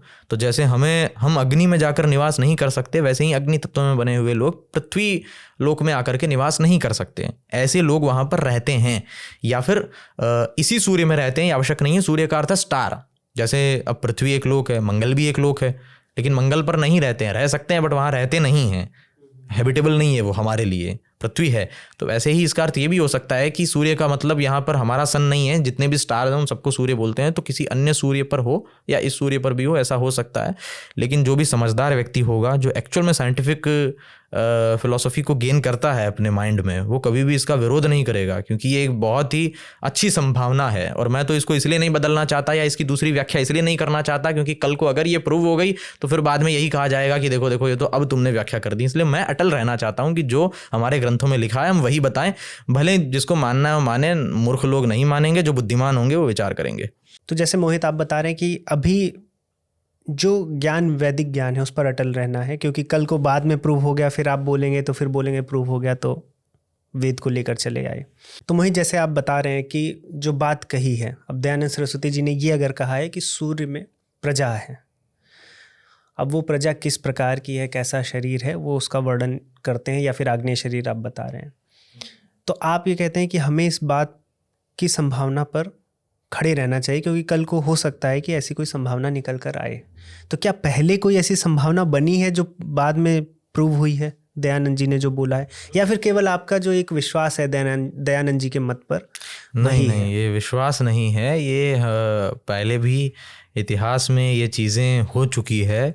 जैसे विमान को ले लीजिए, अब विमान कब उड़ा था पहला विमान, वो उनको छोड़ दीजिए, जो राइट ब्रदर्स से पहले जो हम बताते हैं, अच्छा, शिवकर बापूजी तलपड़े, उनको छोड़ दीजिए, राइट ब्रदर्स को ही ले लीजिए। राइट बंधुओं ने विमान उड़ाया था 1905 में। अब 1905 से पहले 1875 में स्वामी दयानंद ने विमानों के बारे में खूब उद्घोषणा की थी। खैर वो तो हिंदू ग्रंथों में है ही, ये तो है ही, हिंदू ग्रंथों में जो वही वो बता रहे हैं, अपने मन से तो कुछ बता नहीं रहे हैं। खूब उद्घोषणा की उन्होंने कि विमान है, और विमान विद्या वेदों में है, नव विमानादि शास्त्र या विमानादि शास्त्र, ये सब उन्होंने ऋग्वेदादि भाष्य भूमिका में बहुत अच्छे से लिखा, अपने वेद भाष्य में लिखा, सत्यार्थ प्रकाश में लिखा। ये तक बताया कि राजा भोज के ग्रंथों में समरांगण सूत्रधार में विमानों का वर्णन है, उस समय विमान उड़ते थे, वहीं से बेसिक स्ट्रक्चर गया है। अपने पूना प्रवचन में और कई उद्बोधनों में उन्होंने इतना तक कहा कि 3 पहियों से चलने वाला विमान होना चाहिए। और आज तक जितने भी एयरक्राफ्ट होते हैं वो सब 3 पहियों वाले ही होते हैं। ऐसा कोई एयरक्राफ्ट हमने जनरल नहीं देखा है जिसमें 4 पहिए होते हों, सब 3 पहियों वाले होते हैं। तो ये बात उन्होंने पहले कही थी, बाद में जाकर ये प्रूव हुई। तो ये हमारे सामने एक स्पष्ट दृष्टांत है। अच्छा, इसमें मुझे एक और स्मरण हो रहा है, एक और प्रमाण, जो कांग्रेस के संस्थापक थे A.U. ह्यूम, ह्यूम, उन्होंने स्वामी जी की ये बातें सुनी थी। जैसे आज भी ये जो लोकांतरों वाली बात है, प्रजा वाली, इसे सुनकर के कई लोग हंसेंगे ना, कई लोग मूर्ख बताएंगे। ऐसे ही A.U. ह्यूम ने भी स्वामी जी को मूर्ख बताया था, बोला था मुझे लगता है कि वो मेंटली ठीक नहीं है स्वामी जी, क्योंकि एक व्यक्ति यान में केवल स्वप्न में उड़ सकता है, केवल ड्रीम में फ्लाई कर सकता है, इसलिए मुझे लगता है स्वामी जी मेंटली वेल नहीं है। ये A.U. ह्यूम जो कांग्रेस के संस्थापक थे, उनके वचन हैं। लेकिन बाद में उनका हृदय परिवर्तन होता है। ये 1905 के बाद का लेटर है या पहले का लेटर है मुझे याद नहीं है, बट मुझे लगता है बाद का ही होगा। बाद में वो लिखते हैं कि मेरी बहुत बड़ी भूल थी कि मैं ऐसे संत को नहीं पहचान पाया। ये स्वामी जी की मृत्यु के बाद की बात है, जब उनकी मृत्यु हो गई थी उसके बाद वो कहते हैं कि मैं उनके शूज़ की लेस बांधने लायक भी नहीं हूँ। स्वामी जी के बारे में वो कहते हैं बाद में, उनकी मृत्यु के बाद में। और बाद में विमान बनते भी हैं, उड़ते भी हैं, और पूरी दुनिया उस बात को मानती है। लेकिन जब वो जीवित थे और जब उन्होंने कहा कि ऐसे विमान बन सकते हैं, विमान विद्या आर्यों के पास में थी, मुझे समय मिलता है तो मैं बना भी सकता हूँ, ऐसे ऐसे उनके वचन मिलते हैं, तब A.U. ह्यूम उनको ऐसे ही मूर्ख बताते हैं जैसे अभी कुछ लोग ये प्रजा वाली बात पर भी बताएंगे। तो उनको थोड़ा सा हिस्ट्री देखनी चाहिए। जैसे वो बात इम्पॉसिबल थी उनके लिए उस समय, वैसे ही कुछ बातें हमें अभी इम्पॉसिबल लग सकती है, लेकिन थोड़ा सा हमें अपने स्टेचर पे रहना चाहिए। मोहित, मुझे लगता है कि बहुत ढेर सारा समय आपका डिबेट में जाता है जी। कई आगे से आकर आपको डिबेट के लिए ललकारते हैं जी। कई आप अपने चैनल पे भी डिबेट्स कराते हैं जी। एक बहुत बड़ा चैनल है जो डिबेट कराता है, जहाँ पर मैं भी करके आया हूँ, बट मुझे पता नहीं है कि मैं कब गया हूँ। अच्छा। वो अनाउंसमेंट हो गई है अच्छा, अच्छा। डिबेट करके हार के चले गए हैं। हम्म, ये तक मेरे तक पहुंचा है, पर मैं गया नहीं हूँ, हम्म, लेकिन वो डिबेट हो गई है। तो ऐसे आपकी भी बहुत लोगों की डिबेट वहाँ हो जाती है। हम्म। तो आप ऐसी डिबेट्स पर कब जाएंगे सशरीर? अभी इमेजिनेशन में ही नहीं, कोई प्लान है? आप यहाँ पर एक लाल जर्नी की बात कर रहे हैं, लाल हाँ, कलर हाँ। जर्नी की। तो उसके बारे में काफ़ी लोग कमेंट में लिखते हैं कि वहाँ जाओ। हालांकि ये स्तर नहीं है उनका कि हम उनके बारे में आज बात करें, लेकिन लोग बहुत ज़्यादा लिखते हैं, बहुत ज़्यादा लिखते हैं, आपके कमेंट सेक्शन में भी, मेरे कमेंट सेक्शन में भी।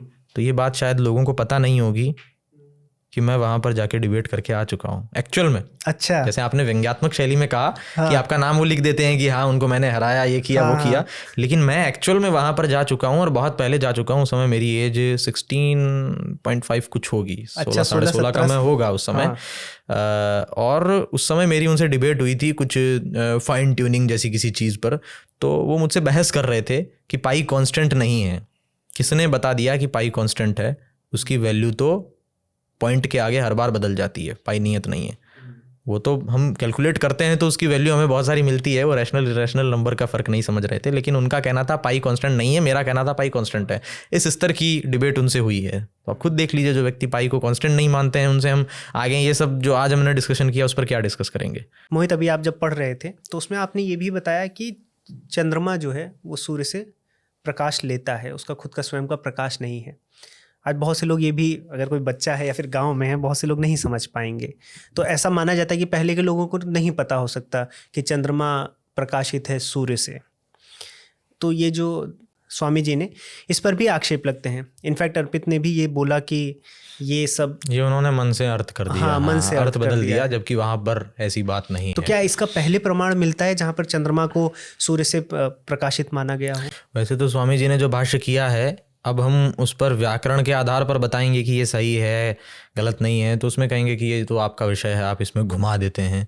इसलिए इसमें भी एक काम करते हैं, एक रेफरेंस लेके आया हूँ मैं। चंद्रमा के लिए हमको यजुर्वेद का 1840 मिलता है। किसका भाष्य? ऊवट का, जो कि बहुत प्रामाणिक भाष्य एकेडमिया में भी नहीं माने जाते हैं, सायणाचार्य जितने, और प्राचीन है, स्वामी दयानंद से पहले के हैं। इन्होंने अपने 1840 में स्पष्ट लिखा है कि चंद्रमा का जो प्रकाश है वो सूरज से बोरो किया हुआ है। ऐसे ही निरुक्त जो है, यास्क कृत निरुक्त है, उसके 2.6 में भी आपको सेम बात मिल जाएगी। ऋग्वेद के 1.50.4 और 1.9.50 के सायणाचार्य के भाष्य को अगर देखेंगे आप, तो उसमें तो ऐसे उपमा देकर बताया है कि जो बिंब है, बिंब की तरह चंद्रमा है, यानी मिरर की तरह, मिरर से उपमा दी है, तो वो उसके प्रकाश को परावर्तित करता है। तो मिरर की उपमा देकर के उसको बोला है कि उसका खुद का कोई प्रकाश नहीं है, सन के प्रकाश को लेकर के वो रिफ्लेक्ट करता है। तो ये सब स्वामी दयानंद से पहले के हैं। इसमें एक चीज़ मोहित ये समझना है मुझे, जैसे कि ये भी, खैर ये हम आप समझ सकते हैं जो वैदिक परंपरा को या फिर वैदिक भाष्यों को समझ रहे हैं, लेकिन किसी के मन में प्रश्न आ सकता है कि कोई आंसर आपको किसी भाषा में मिलता है, वो आप दिखा देंगे, फिर वो आंसर उसके भाषा में नहीं हो, किसी और के भाषा में है तो उसको दिखा देंगे। तो ये ऐसे तो आप 50 भाष्यों को ले आइए और फिर कहीं ना कहीं कुछ ना कुछ मिलता है और उसको दिखाया जाता है। तो इसमें सबसे प्रामाणिक भाष्य क्या है? या फिर ये तो चलिए खंडन पॉइंट ऑफ व्यू से, अगर कोई एक बच्चा ही है जो, या फिर कोई युवा है या कोई प्रौढ़ व्यक्ति है जो वेदों को या भाष्य को पढ़ना चाहता है, तो कौन से भाष्य को पढ़े? इस पर आपका क्या विचार इसमें है? समस्या ये है, अच्छा एक बात तो ये कि ऐसा नहीं है हम कहीं का भाष्य कहीं से दिखा रहे हैं, कोई कहीं से दिखा रहे हैं, हम एक्चुअल में स्वामी दयानंद का ही दिखा रहे हैं। वो मान नहीं रहे हैं तब हम इधर उधर से लेकर आ रहे हैं। एज ए प्राइमरी सोर्स तो हमने यही दिखाया, जैसे पिछले पॉडकास्ट में भी और हर जगह पर भी, कि स्वामी जी ने ये लिखा है अपने मंत्र के अर्थ में, ये लिखा है। फिर उसके ऊपर रोना धोना शुरू हो रहा है कि भाई ये इन्होंने गलत किया, अर्थ ये सही नहीं किया। तो हम सायणाचार्य को या वेंकट माधव को या अन्य भाष्यकारों को लेकर के आ रहे हैं। एज ए प्राइमरी हम स्वामी दयानंद को बता रहे हैं।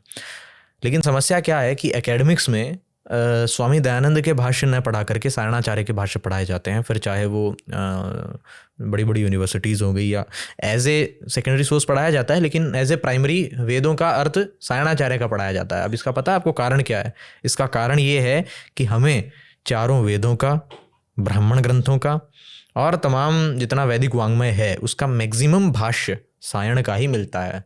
चतुर्वेद भाष्यकार सायण ही थे, और कोई ऐसे भाष्य पौराणिक भी हमको उपलब्ध नहीं है या ट्रेडिशनली भी हमको उपलब्ध नहीं है जिनमें चारों वेदों का भाष्य किया गया हो। सायणाचार्य या उनकी टीम ने चारों वेदों का भाष्य किया था, इसलिए एकेडमिक्स उनके भाष्य लेता है ताकि हमको एक ही व्यक्ति के सारे हम ले लें। वो ठीक है या गलत है उससे उनकी प्रामाणिकता उनको मतलब नहीं है।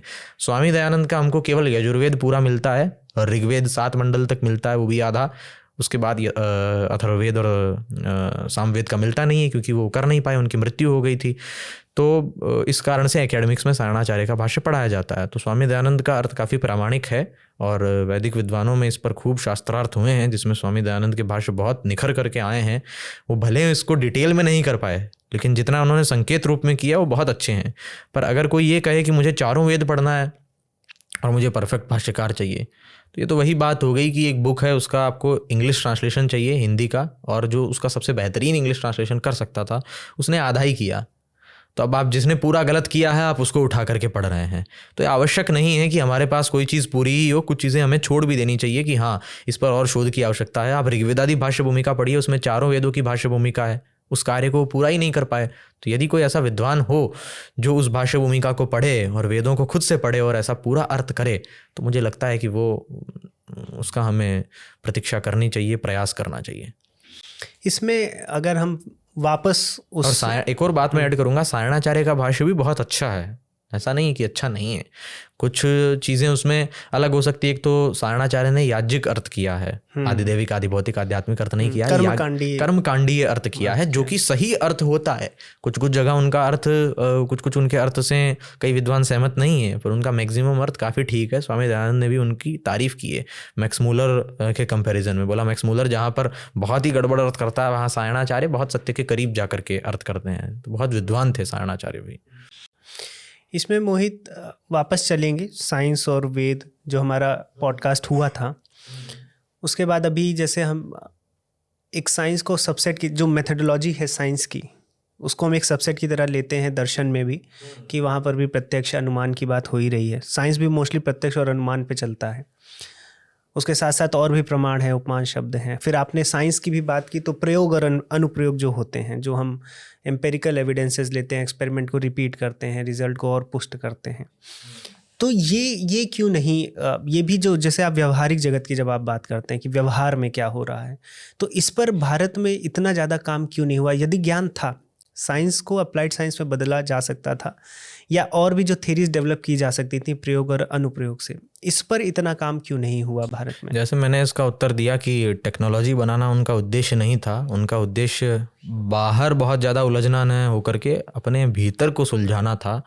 लेकिन फिर भी प्रश्न ये आएगा कि फिर इस विधि का प्रयोग किया क्यों उन्होंने, इस विधि का प्रतिपादन किया क्यों? कि प्रयोग या अनुप्रयोग होते हैं, शब्द उपमान अनुमान ये सब चीज़ें होती है। कुछ तो प्रयोग किया होगा, हल्का फुल्का थोड़ा बहुत तो कुछ किया होगा। जैसे हम विमान तक जा रहे हैं तो हमको कुछ तो एक्सपेरिमेंटेशन के प्रमाण मिलने चाहिए। तो बिल्कुल उसके प्रमाण हमें मिलते हैं। जो पीसी रे बहुत बड़े केमिस्ट थे, बहुत बड़े साइंटिस्ट थे, प्रफुल्ल चंद्र रे, वो अपने नाम के आगे आचार्य भी लगाते थे। उनकी बुक है, पीछे पड़ी है, हिस्ट्री ऑफ हिंदू केमिस्ट्री। तो इस बुक में ही उन्होंने प्रमाण दिया है, जहाँ पे हमें तक्षशिला यूनिवर्सिटी के एग्जीबिशन में हमें जो आज मॉडर्न डे में हम ग्लासेस यूज़ करते हैं केमिकल्स को डालने के लिए, एक्सपेरिमेंट करने के लिए, वैसे ग्लासेस मिले हैं, सेम वैसे के वैसे। इसमें है जी किस पेज नंबर दिखाता हूँ मैं, देखिए ये history of chemistry in ancient and medieval India है, हिस्ट्री ऑफ हिंदू केमिस्ट्री। इसको आप परचेज करिए। ये आपको कृष्णदास आयुर्वेद सीरीज़ 100 यहाँ से ही आपको मिल जाएगी, चौखंबा संस्कृत सीरीज ऑफिस वाराणसी से। तो इसके पृष्ठ संख्या 78 के ऊपर अगर आप जाएंगे तो वहाँ आपको glass vessels from Taxila, John Marshall ने एग्जीबिशन किया था 1951 में। उसमें सेम आपने 12th क्लास में अगर केमिस्ट्री की लेबोरेटरी देखी है तो सेम वैसे ही आपको ग्लास वेसल्स मिलते हैं।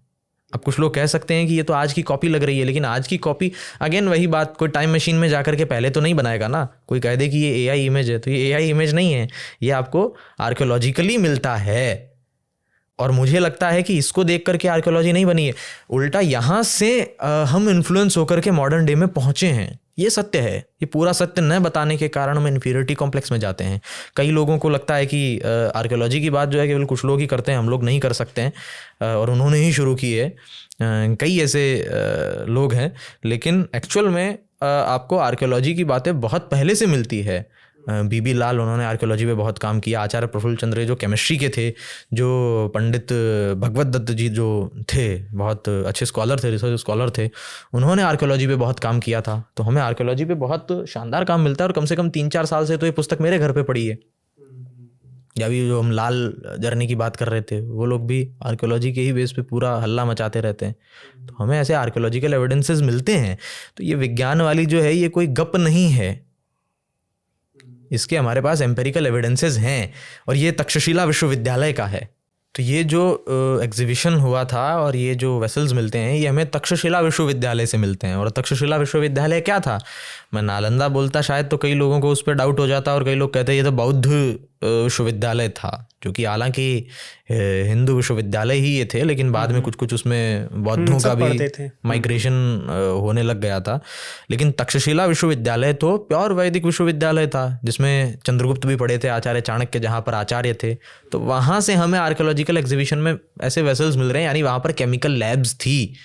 ये अब उस स्तर की बात नहीं रह गई है कि महाभारत के समय संजय जो है वो टीवी देखा करते थे। ये उस स्तर की बकवास नहीं है। मैं कह सकता हूँ कि तक्षशिला विश्वविद्यालय में एक केमिकल लैब थी, क्योंकि उसके हमारे पास में एविडेंसेस हैं। तो इसमें क्या लगता है कि जो आज सोशल मीडिया पे हमें एथीस्ट दिखते हैं, जिनको एथिज्म मुझे लग रहा है क्लियर भी नहीं है कि वो पोजिशनिंग क्या है एथिज्म, मोस्टली उनका ये है कि जो धर्म के पाखंड के अगेंस्ट बोले वो ही एथिस्ट है, या फिर ऐसा कुछ उनको लगता है। अकॉर्डिंग तो हम दोनों भी एथिस्ट हो जाएंगे, तो हम भी बोलते हैं पाखंड को, कि पाखंड के खिलाफ बोलने वाला या बाबाओं को डिबंक करने वाला, वो उस तरह के एथिस्ट हैं।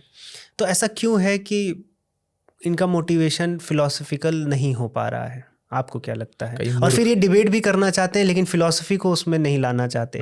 मेटाफिजिक्स बोलोगे तो उसको रिडिक्यूल करेंगे कि मेटाफिजिक्स कोई नया टर्म आ गया है, ग्रंथों को नहीं लाएंगे, ग्रंथों को नहीं लाएंगे, साइंस में भी केवल अपना पूरा इंटेलेक्ट पीयर रिव्यूड पे थोप के रखेंगे, पॉसिबिलिटी पे बात ही नहीं करेंगे, जैसे मुंह पे कोई टेप लगा दी हो।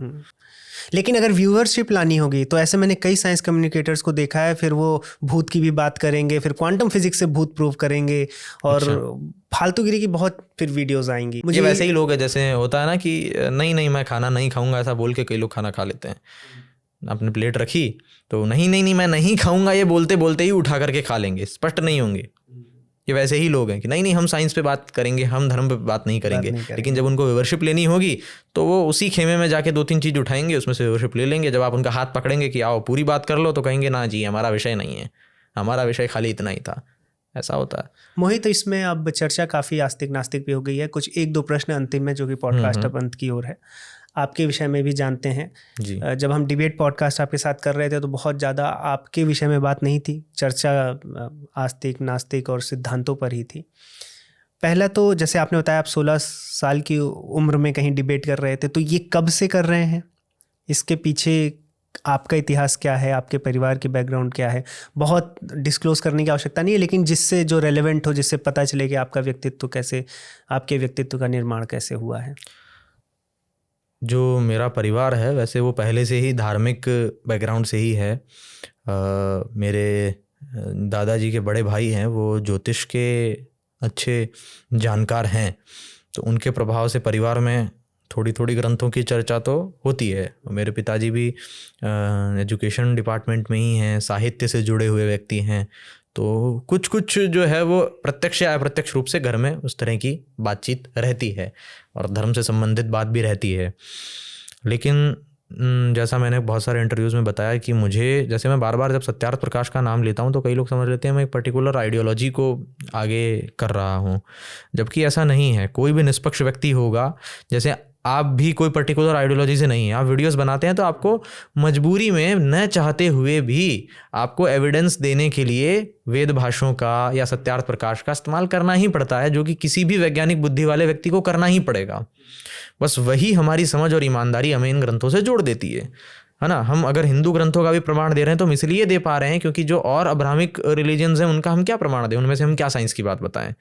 तो यही एक, इसे हम संयोग कह सकते हैं, और बहुत सुखद संयोग है ये कि मुझे किशोरावस्था में सत्यार्थ प्रकाश ग्रंथ प्राप्त हुआ, मैंने पढ़ा।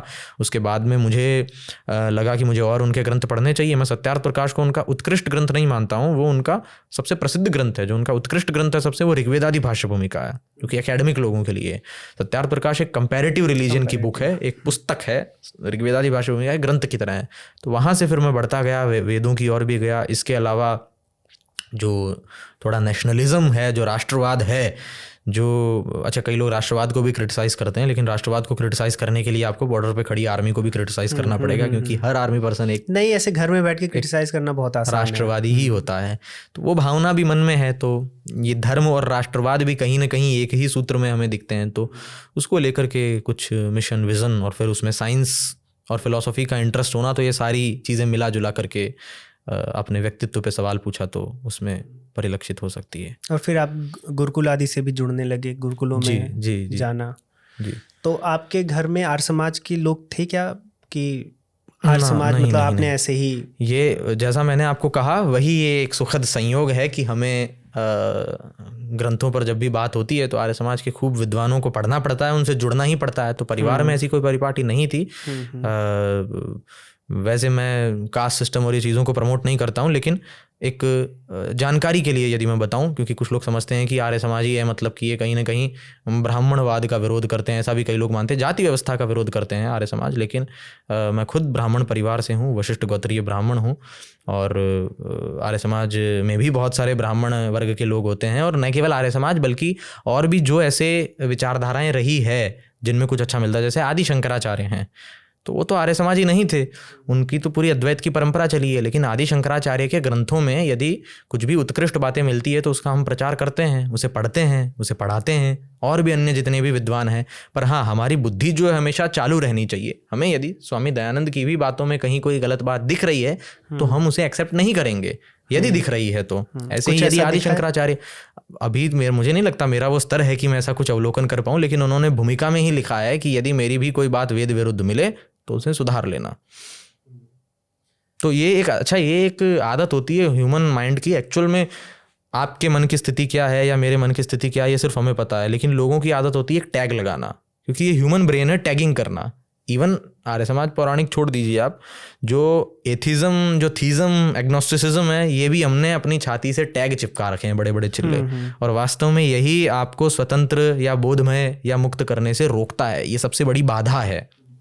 नहीं, लगातार ये ईमेल या मैसेज आते हैं या फिर लोग खंडन करने वाले भी आक्षेप लगाते हैं कि आप एक अपनी पोजीशनिंग क्लियर कीजिए, आप आर्य समाजी हैं या पौराणिक। ये सबसे बड़ी मूर्खता है अपनी पोजीशनिंग को मैं क्लियर 30 करना। वर्ष का व्यक्ति किसी वादी कैसे हो सकता हूँ? वादी कैसे हो सकते हैं? हम सब खोजी हैं और खोज कर रहे हैं। और उस खोज करने के दौरान अच्छा कई लोग ये भी कहते हैं, कई ऐसे देखिए, जो आम हिंदू है वो न तो ये कथित रूप से पौराणिक क्या होता है वो जानता है, आर्य समाज क्या होता है वो ये भी नहीं जानता। हाँ, वेदों का प्रचार आर्य समाज करता है तो सब लोग जानते हैं। आप कॉमन किसी से भी पूछोगे कि आर्य समाज क्या है तो बोलेंगे वो सबसे ज़्यादा वेदों का नाम लेते हैं। इस तरह से कॉमन लोगों में है।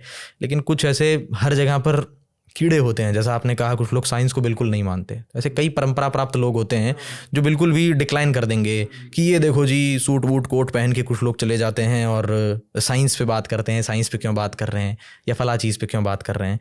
तो ये जो इस तरह के लोग होते हैं, ये हमारे लिए सबसे बड़े एक कांटे की तरह हैं, जो न केवल समाज को रिडिकुल चीज़ों की ओर धकेल रहे हैं बल्कि साइंटिफिक टेम्परामेंट का भी वाकई में नुकसान कर रहे हैं। इसमें इसके बाद आपने जो चैनल बनाया विज्ञान दर्शन, ये कब बनाया और नाम विज्ञान दर्शन रखा? विज्ञान दर्शन चैनल मैंने 3-3.5 साल पहले शुरू किया होगा, और उस पर मैं बहुत ज़्यादा एक्टिव नहीं हूँ अभी भी। बहुत मैं कम ही वीडियोस डालता हूँ, जब आवश्यक होता है तो मुझे बहुत सारी रिक्वेस्ट आती है कि आप उस पर रेगुलर होइए। मैं चाहूँगा भी मैं कि उस पर जल्दी से जल्दी रेगुलर हूँ। बट उसके पीछे का पर्पज़ यही था, न केवल यूट्यूब चैनल बल्कि एज एक रिसर्च ऑर्गेनाइजेशन, एक इंस्टीट्यूट, एक ऐसा यूट्यूब चैनल जहाँ पे हम साइंस को physical to spiritual, mathematical to medical, all type of जो साइंस हैं, जो चीज़ें हैं, उनको डिस्कस करें। और विज्ञान दर्शन के पीछे, नाम के पीछे भी बहुत सारी एपिस्टेमोलॉजी हम कह सकते हैं। एक तो विज्ञान का दर्शन, यानी विज्ञान को देखना इस तरह से। एक आप ये अर्थ भी ले सकते हैं कि यहाँ विज्ञान की बात भी होगी और दर्शन की बात भी होगी, पर वास्तव में विज्ञान और दर्शन दोनों का ही अर्थ तत्वतः एक जैसा ही है। तो यहाँ हर प्रकार की मैं कंटेंट डिलीवर कर पाऊँ, इस उद्देश्य को लेकर ये चैनल शुरू हुआ था। तो जैसे मोहित अभी आपने पॉइंट आउट किया कि धर्म में भी ऐसे लोग होते हैं जो विज्ञान का मजाक उड़ाते हैं विज्ञान को नहीं समझते हैं, और इस वजह से क्या होता है कि वो सब मिक्सअप हो जाता है और फिर धर्म की छवि जो आस्तिक जो फिलॉसफी के लेवल पे, मेटाफिजिक्स के लेवल पे जो काम करना चाहते हैं उनकी भी छवि खराब होती है। जैसे ज़्यादातर मजाक जो उड़ाया जाता है धर्म की तरफ से वो थ्योरी ऑफ एवोल्यूशन का। तो थ्योरी ऑफ एवोल्यूशन का आप क्या राय रखते हैं उस पर? एक्चुअल में थ्योरी ऑफ एवोल्यूशन का जो मजाक उड़ा रहे हैं ऐसे ही बिना किसी साइंटिफिक एविडेंस के, वो तो ठीक है, वो तो अर्धमूर्ख हैं ही। लेकिन एक्चुअल में थ्योरी ऑफ एवोल्यूशन का क्रिटिक केवल धार्मिक लोग नहीं करते हैं, ये बहुत बड़ा मिसकंसेप्शन है। जैसे बिग बैंग है, अब बिग बैंग का विरोध कई धार्मिक लोग करते हैं, लेकिन धार्मिक लोग ही करते हैं ऐसा नहीं है, धार्मिक लोग भी करते हैं। बिग बैंग के बहुत सारे साइंटिफिक क्रिटिक हैं, वैसे ही थ्योरी ऑफ एवोल्यूशन के भी बहुत सारे साइंटिफिक क्रिटिक हैं। ढेरों ऐसे पीयर रिव्यूड आर्टिकल हैं, ढेरों ऐसे साइंटिस्ट हैं, जैसे स्टीफन सी मायर हो गए, अपने माइकल जे बीही हो गए, उनके बहुत सारे ऐसे आर्गुमेंट्स हैं जो थ्योरी ऑफ एवोल्यूशन के क्रिटिक्स में रखे जाते हैं। तो हम ये नहीं कह रहे हैं कि थ्योरी ऑफ एवोल्यूशन को हम केवल बाइसिस के बेस पर डिनाई कर दे रहे हैं, हम एक उसमें डिस्कशन ओपन कर रहे हैं। जैसे हमारे चैनल पर खूब हमने इसको लेकर एपिसोड किए, संजय जी के साथ एपिसोड किए हैं, खूब सारे डिस्कशन किए हैं। तो वो सिर्फ एक मंच है जहाँ से हम ऐसा डिस्कशन ओपन कर रहे हैं। अगर कोई ये कहता है कि नहीं थ्योरी ऑफ एवोल्यूशन के पक्ष में उसके पास बहुत अच्छे तर्क हैं, तो हम उसके साथ भी लाइव कर लेंगे, हम यहाँ डिबेट कर लेंगे या डिबेट होगी अगर थ्योरी ऑफ एवोल्यूशन पर अच्छी डिबेट होगी। बट कोई चाहे डिबेट नहीं करना है, मुझे सिंगल प्रेजेंटेशन करना है, तो भी हम उसके साथ में प्रेजेंटेशन कर लेंगे, क्रिटिक के साथ भी कर लेंगे, उसके साथ भी कर लेंगे, क्योंकि हमारा एग्जिस्टेंशियल क्राइसिस नहीं है थ्योरी ऑफ एवोल्यूशन के बेस पर। हम एज ए इंडिपेंडेंट एक साइंटिफिक कम्युनिटी या एक सीकर की तरह, एक जिज्ञासु की तरह हम उस पर क्रिटिक खोलना चाहते हैं। जैसे फॉसिल्स और कई चीज़ों को लेकर के हमने फॉर्जरी उसमें देखी है, तो कहीं ऐसा ना हो कि उसमें कुछ चीज़ें ऐसी मिस हुई हो हमसे और हम गलत ट्रैक पर चले गए हो। और ये तो साइंटिस्ट भी कहते हैं कि कितनी भी बड़ी थ्योरी क्यों ना हो, उस पर ऑलवेज क्वेश्चन होना चाहिए ताकि हम आगे बढ़ सकें। क्योंकि थ्योरी ऑफ एवोल्यूशन कोई ऐसी चीज़ नहीं है जिसके बेस पे कोई टेक्नोलॉजी बनी हुई है या वो एकदम प्रत्यक्ष है। वो सिर्फ हमने कुछ एविडेंसेस के बेस पे एक अजम्पशन लगाया है जिसकी और डिफरेंट व्याख्या भी हो सकती है। इसमें चूँकि आस्तिक नास्तिकता की बात हो रही है, और ये बहुत ही मतलब एक ऐसा प्रश्न है जो सबसे पूछा ही जाता है। यदि व्यक्ति आस्तिक है तो उससे ईश्वर को लेकर 2-3 प्रश्न होते ही हैं। पहला एक तो प्रश्न ये होता है, एक तो ये माना जाता है कि जो धर्म है, जब तक विज्ञान चीज़ों को नहीं समझ पा रहा था तो एक धार्मिक भावना से हम चीज़ों को देखते थे कि अगर वर्षा है तो उसको हम वर्षा के देवता की तरह देख रहे हैं, कृषि के देवता हैं। जैसे जैसे विज्ञान चीज़ों को समझना प्रारंभ किया, वैसे वैसे हमने उन चीज़ों की पूजा करना छोड़ दिया। तो आज धर्म का क्या रेलेवेंस है, ये प्रश्न उठता है। इसमें सबसे बड़ा प्रश्न ये उठता है कि जो अगर ईश्वर सर्वशक्तिमान है तो वो बुरी चीज़ को होने क्यों देता है? जो आपने धर्म वाला प्रश्न किया, मुझे लगता है उसका तो हम बहुत उत्तर दे चुके हैं कि वो आज उसका क्या रेलेवेंसी है। और धर्म एक ऐसा विषय है जिस पर बहुत गूढ़ बातें हो सकती है। जो आपने कृषि और अग्नि वायु ये सब की पूजा वाली बातें, इसके साथ साथ ये भी कहते हैं और अब बहुत रील भी चलती है कि अच्छी बातें करना कौन सी बहुत बड़ी बात है। सबको प्रेम दो, सब पे दया करो, ये कोई बहुत बड़ी बात नहीं है। इजी नहीं है ना। अभी हमने जैसा कॉन्शियसनेस तक बात की, वहां तक की बातें धर्म ग्रंथों में है। धर्म ग्रंथों में हालांकि बहुत सारा साहित्य है, बहुत आचार्यों का आयुर्वेद पर साहित्य है, शल्य चिकित्सा पर है, नॉलेज हमारे पास खूब है। बट जैसा मैंने कहा ना, atheism isn't philosophy, it's just easy excuse to deny और डिक्लाइन द रेस्पॉन्सिबिलिटी। तो रेस्पॉन्सिबिलिटी से भाग रहे हैं कि हम ये क्यों पढ़ें, हम वो क्यों पढ़ें। इजीली हम किसी भी चीज़ को जैसा कंफर्ट जोन में हमको आज दिख रहा है हम उस पर चलते जाएं। तो ये जो वेदों की चीज़ें हैं कि वर्षा की या फिर स्तुति हो रही है, ये सब अगेन वही मैक्स मूलर और मैकाले, मोनियर विलियम और कुछ इस तरह की व्याख्याएं जो वेस्टर्न लोगों ने की कि ये चरवाहों की कविताएं हैं, स्तुतियां हैं, तो वो उस तरह की चीज़ें हैं, वो रियल इंटरप्रिटेशन नहीं है। तो उन सब की तो बहुत आउटडेटेड थ्योरीज हो चुकी है और बहुत निंदा होती है एकेडमिक्स में भी। अब आपने जो दूसरा प्रश्न किया ईश्वर पर, क्योंकि जब भी हम किसी से कोई भी बात करने जाते हैं तो वो फंसाने के लिए एक ऐसा शब्द बोलेगा कि ईश्वर सर्वव्यापक है तो वो सब कुछ कर सकता है, और अगर वो सब कुछ नहीं कर सकता है तो वो सर्वशक्तिमान नहीं है। लगता है जैसे ये प्रश्न बड़ा वैलिड है, लेकिन एक्चुअल में बहुत वैलिड प्रश्न नहीं है। जैसे सर्वशक्तिमान की यदि मैं व्याख्या करूं तो इसकी व्याख्या आमतौर पर हमें ये सुनने मिलती है कि सर्वशक्तिमान का अर्थ ये नहीं है जो सब कुछ कर सकता है। सर्वशक्तिमान का अर्थ ये है जो अपना कार्य करने में स्वतंत्र हो। तो पहली बात तो इसका ये अर्थ भी है कि वो अपना कार्य करने में स्वतंत्र हो, उसे सर्वशक्तिमान कहा जाता है। पर इसकी और गहरी व्याख्या भी करता हूँ। फिर इस पर एक प्रश्न ये भी आता है कि फिर आत्मनिर्भर किसे कहा जाएगा। अपना कार्य करने में जो सक्षम है वो तो आत्मनिर्भर है। जैसे हम अपना कार्य यदि करने में सक्षम है तो हम आत्मनिर्भर हैं, जबकि अपना कार्य करने में हम पूर्णतया स्वतंत्र नहीं हैं, हम परतंत्र हैं, बहुत सारी चीज़ों पर हम डिपेंडेंट हैं। ईश्वर जो है वो किसी पर डिपेंड नहीं करता है, वो अपना कार्य पूरी तरीके से स्वयं कर सकता है, उसके पास पूरी ऊर्जा है। जिन चीज़ों की सत्ता है या जो और पदार्थ हैं वो तो हैं, लेकिन उसके पास स्वयं के पास ऐसी कोई ऑब्लिगेशन नहीं है कि उसको किसी और की सहायता लेनी पड़ेगी। किसी और की सहायता नहीं लेनी पड़ रही है, भले वो नियमों में बंधा हुआ है लेकिन वो किसी की सहायता नहीं ले रहा है, इसलिए वहाँ पर वो पूर्णतया आत्मनिर्भर है। तो पूर्ण रूप से आत्मनिर्भर यहाँ ये नहीं कहा कि वो किसी भी वस्तु का उपयोग नहीं कर रहा है या किसी नियम में नहीं बंधा हुआ है, ये तो बात ही अलग हो गई। आत्मनिर्भर का अर्थ है केवल वो स्वयं पर निर्भर है, किसी और एंटिटी की सहायता नहीं ले रहा है, किसी और लिविंग एंटिटी की सहायता नहीं ले रहा है, इसलिए वो आत्मनिर्भर है। तो पूर्णतया आत्मनिर्भर वही हो सकता है जो सर्वशक्तिमान हो, जिसके पास सबसे ज़्यादा शक्ति होगी वही आत्मनिर्भर होगा। दूसरी चीज़, सर्वशक्तिमान का अगर हम शाब्दिक अर्थ देखें तो शक्तिमान सर्व यानी सबसे ज़्यादा शक्तिमान। सर्वशक्तिमान शब्द में ये अर्थ कहाँ से आया? जो सब कुछ कर सकता है। सब कुछ कर सकता है का अर्थ तो ये हुआ ना जो ऑल कैपेबल हो, जो सब कुछ कर सकता है। सर्वशक्तिमान का अर्थ जो सबसे ज़्यादा शक्तिमान है। जैसे कंपैरेटिवली मान लीजिए इस कमरे में शारीरिक रूप से आप मुझसे ज़्यादा शक्तिमान है या मैं ज़्यादा शक्तिमान हूँ, कोई भी एक व्यक्ति पकड़ लीजिए, तो इस कमरे में 5 लोग हैं, तो 5 लोगों में सबसे ज़्यादा शक्तिमान मैं हूँ, तो मैं सर्वशक्तिमान हूँ। ऐसे ही जितनी एंटिटीज़ है उनमें सबसे ज़्यादा शक्तिमान ईश्वर है, सर्वशक्तिमान, सबसे ज़्यादा शक्तिमान है, वो सब कुछ कर सकता है, ये इसके अर्थ में है ही नहीं।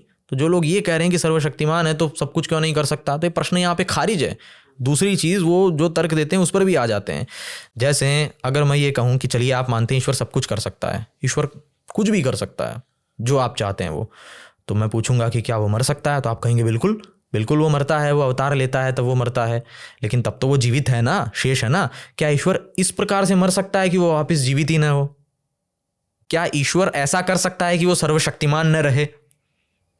अपने जैसा दूसरा बना ले, अपने जैसा दूसरा बना ले, वो तो अलग प्रश्न हो गया। जैसे कहते हैं कि वो कोई भी नियम में नहीं बंधा हुआ है, आप एक नियम बता रहे हैं, तो जो सर्वशक्तिमान मान रहे हैं वो भी तो एक नियम बता रहे हैं। क्या वो इस नियम को भंग कर सकता है और ऐसा भंग कर सकता है कि वो वापस से कभी सर्वशक्तिमान बने ही ना? तो आप कहोगे नहीं जी, वो ये तो नहीं कर सकता। क्या ईश्वर अपनी सर्वशक्तिमत्ता को त्याग सकता है और इस कदर त्याग सकता है कि वापस कभी स्वीकार न करे?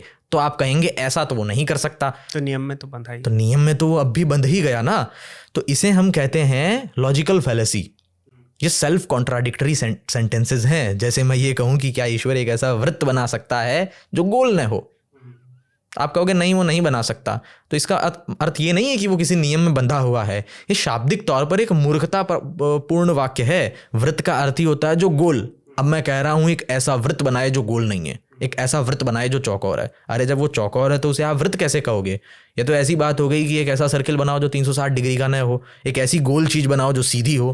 तो ये इस तरह के वाक्य हैं। तो इस तरह की चीज़ों में हम ये नहीं कह रहे हैं कि ईश्वर वास्तव में बाधित नहीं हो रहा है। वहाँ पर ईश्वर स्वतंत्र है। आपने एक मूर्खतापूर्ण सिस्टम बनाया, आपने एक मूर्खतापूर्ण लॉजिक दिया कि क्या वो इस लॉजिक को फुलफिल कर सकता है, तो उस लॉजिक को ईश्वर ने फुलफिल कहाँ से करेगा? असंभव का अर्थ ही है जो संभव नहीं है। आप कहें वो असंभव को भी कर सकता है, तो यदि वो कर सकता है तो फिर वो कार्य असंभव नहीं हुआ, और वो कार्य असंभव है इसका मतलब है वो संभव ही नहीं है। ईश्वर आत्मा कोई भी चीज़ उसको घटित ही नहीं कर सकती, इसीलिए हमने उसको असंभव की कैटेगरी में रखा है, इम्पॉसिबल की कैटेगरी में रखा है। तो कुछ ऐसी चीज़ें हैं जो बहुत गहराई से बातचीत करने पर समझ में आती है। होता क्या है, सोशल मीडिया पर कोई भी वीडियो बनाता है, उसके रिप्लाई में कोई वीडियो बनाएगा, दोबारा उसके रिप्लाई में वीडियो बनाई जाएगी। आमने सामने बैठ करके ऐसे लोगों से डिस्कशन होती नहीं है, तो उनके भी डाउट क्लियर नहीं होते हैं और उनके चक्कर में लोग भी कंफ्यूज होकर आपस में लड़ते रहते हैं।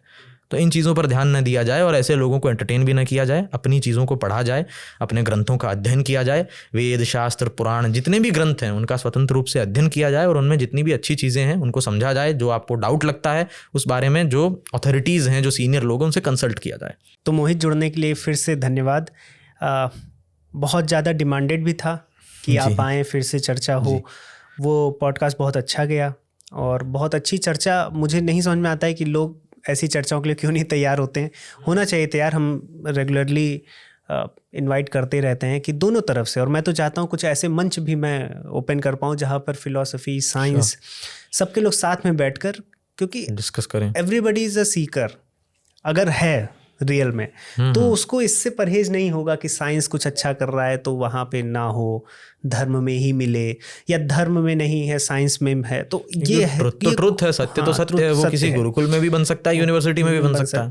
तो सत्य की तरफ जाना है तो ये चर्चाएं बहुत अच्छी होंगी जहाँ पर सब साथ में, रैदर देन कि ठीक है अगर किसी ने कुछ ऐसा क्लेम किया है जो जिसमें फैलेसी है तो उस पर चर्चा की जा सकती है, लेकिन ऐसे मंचों को मैं चाहता हूँ और भी क्रिएट करना जहाँ तो यहाँ से एक मैसेज थोड़ा ड्रॉप करना चाहूँगा कि मैंने हाइपर क्विस्ट का जो स्टाइल देखा पॉडकास्ट का, वो बहुत ही निष्पक्ष है। भले आपकी आइडियोलॉजी स्वतंत्र रूप से जो भी हो, लेकिन यहाँ पर जो भी लोग आना चाहते हैं, क्योंकि मैं एक बार पहले भी आया, अभी भी आया, तो ऐसा नहीं है कि यहाँ पर कोई बायसनेस होगा।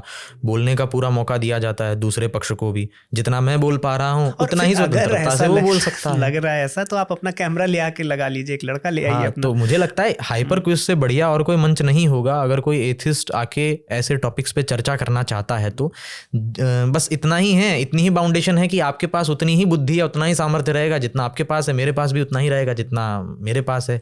इसमें आप कुछ नहीं कर सकते हो, वो आपकी बाउंडेशन नहीं है।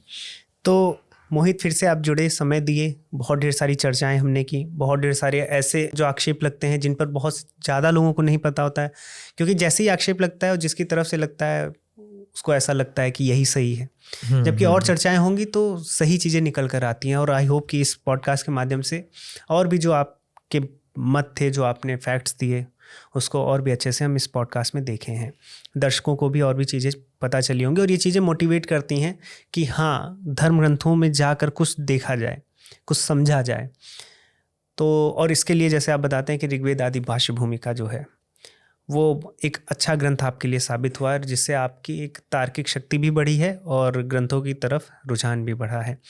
हमेशा मैं यही कहता हूँ कि एक तरफा ना हो जाए, हमें विज्ञान की भी पुस्तकें और धार्मिक ग्रंथों को भी पढ़ना चाहिए, जिससे पॉसिबिलिटीज़ को समाप्त ना किया। जैसे आप भी कहें कि किसी भी संभावनाओं को हम नकारें क्यों। तो पॉडकास्ट बहुत अच्छा गया है, सफल चर्चा हुई है। इसी के साथ अब इसको कंक्लूड यहीं पर करता हूँ जी। एक बार फिर से धन्यवाद जुड़ने के लिए मोहित जी। नमस्ते।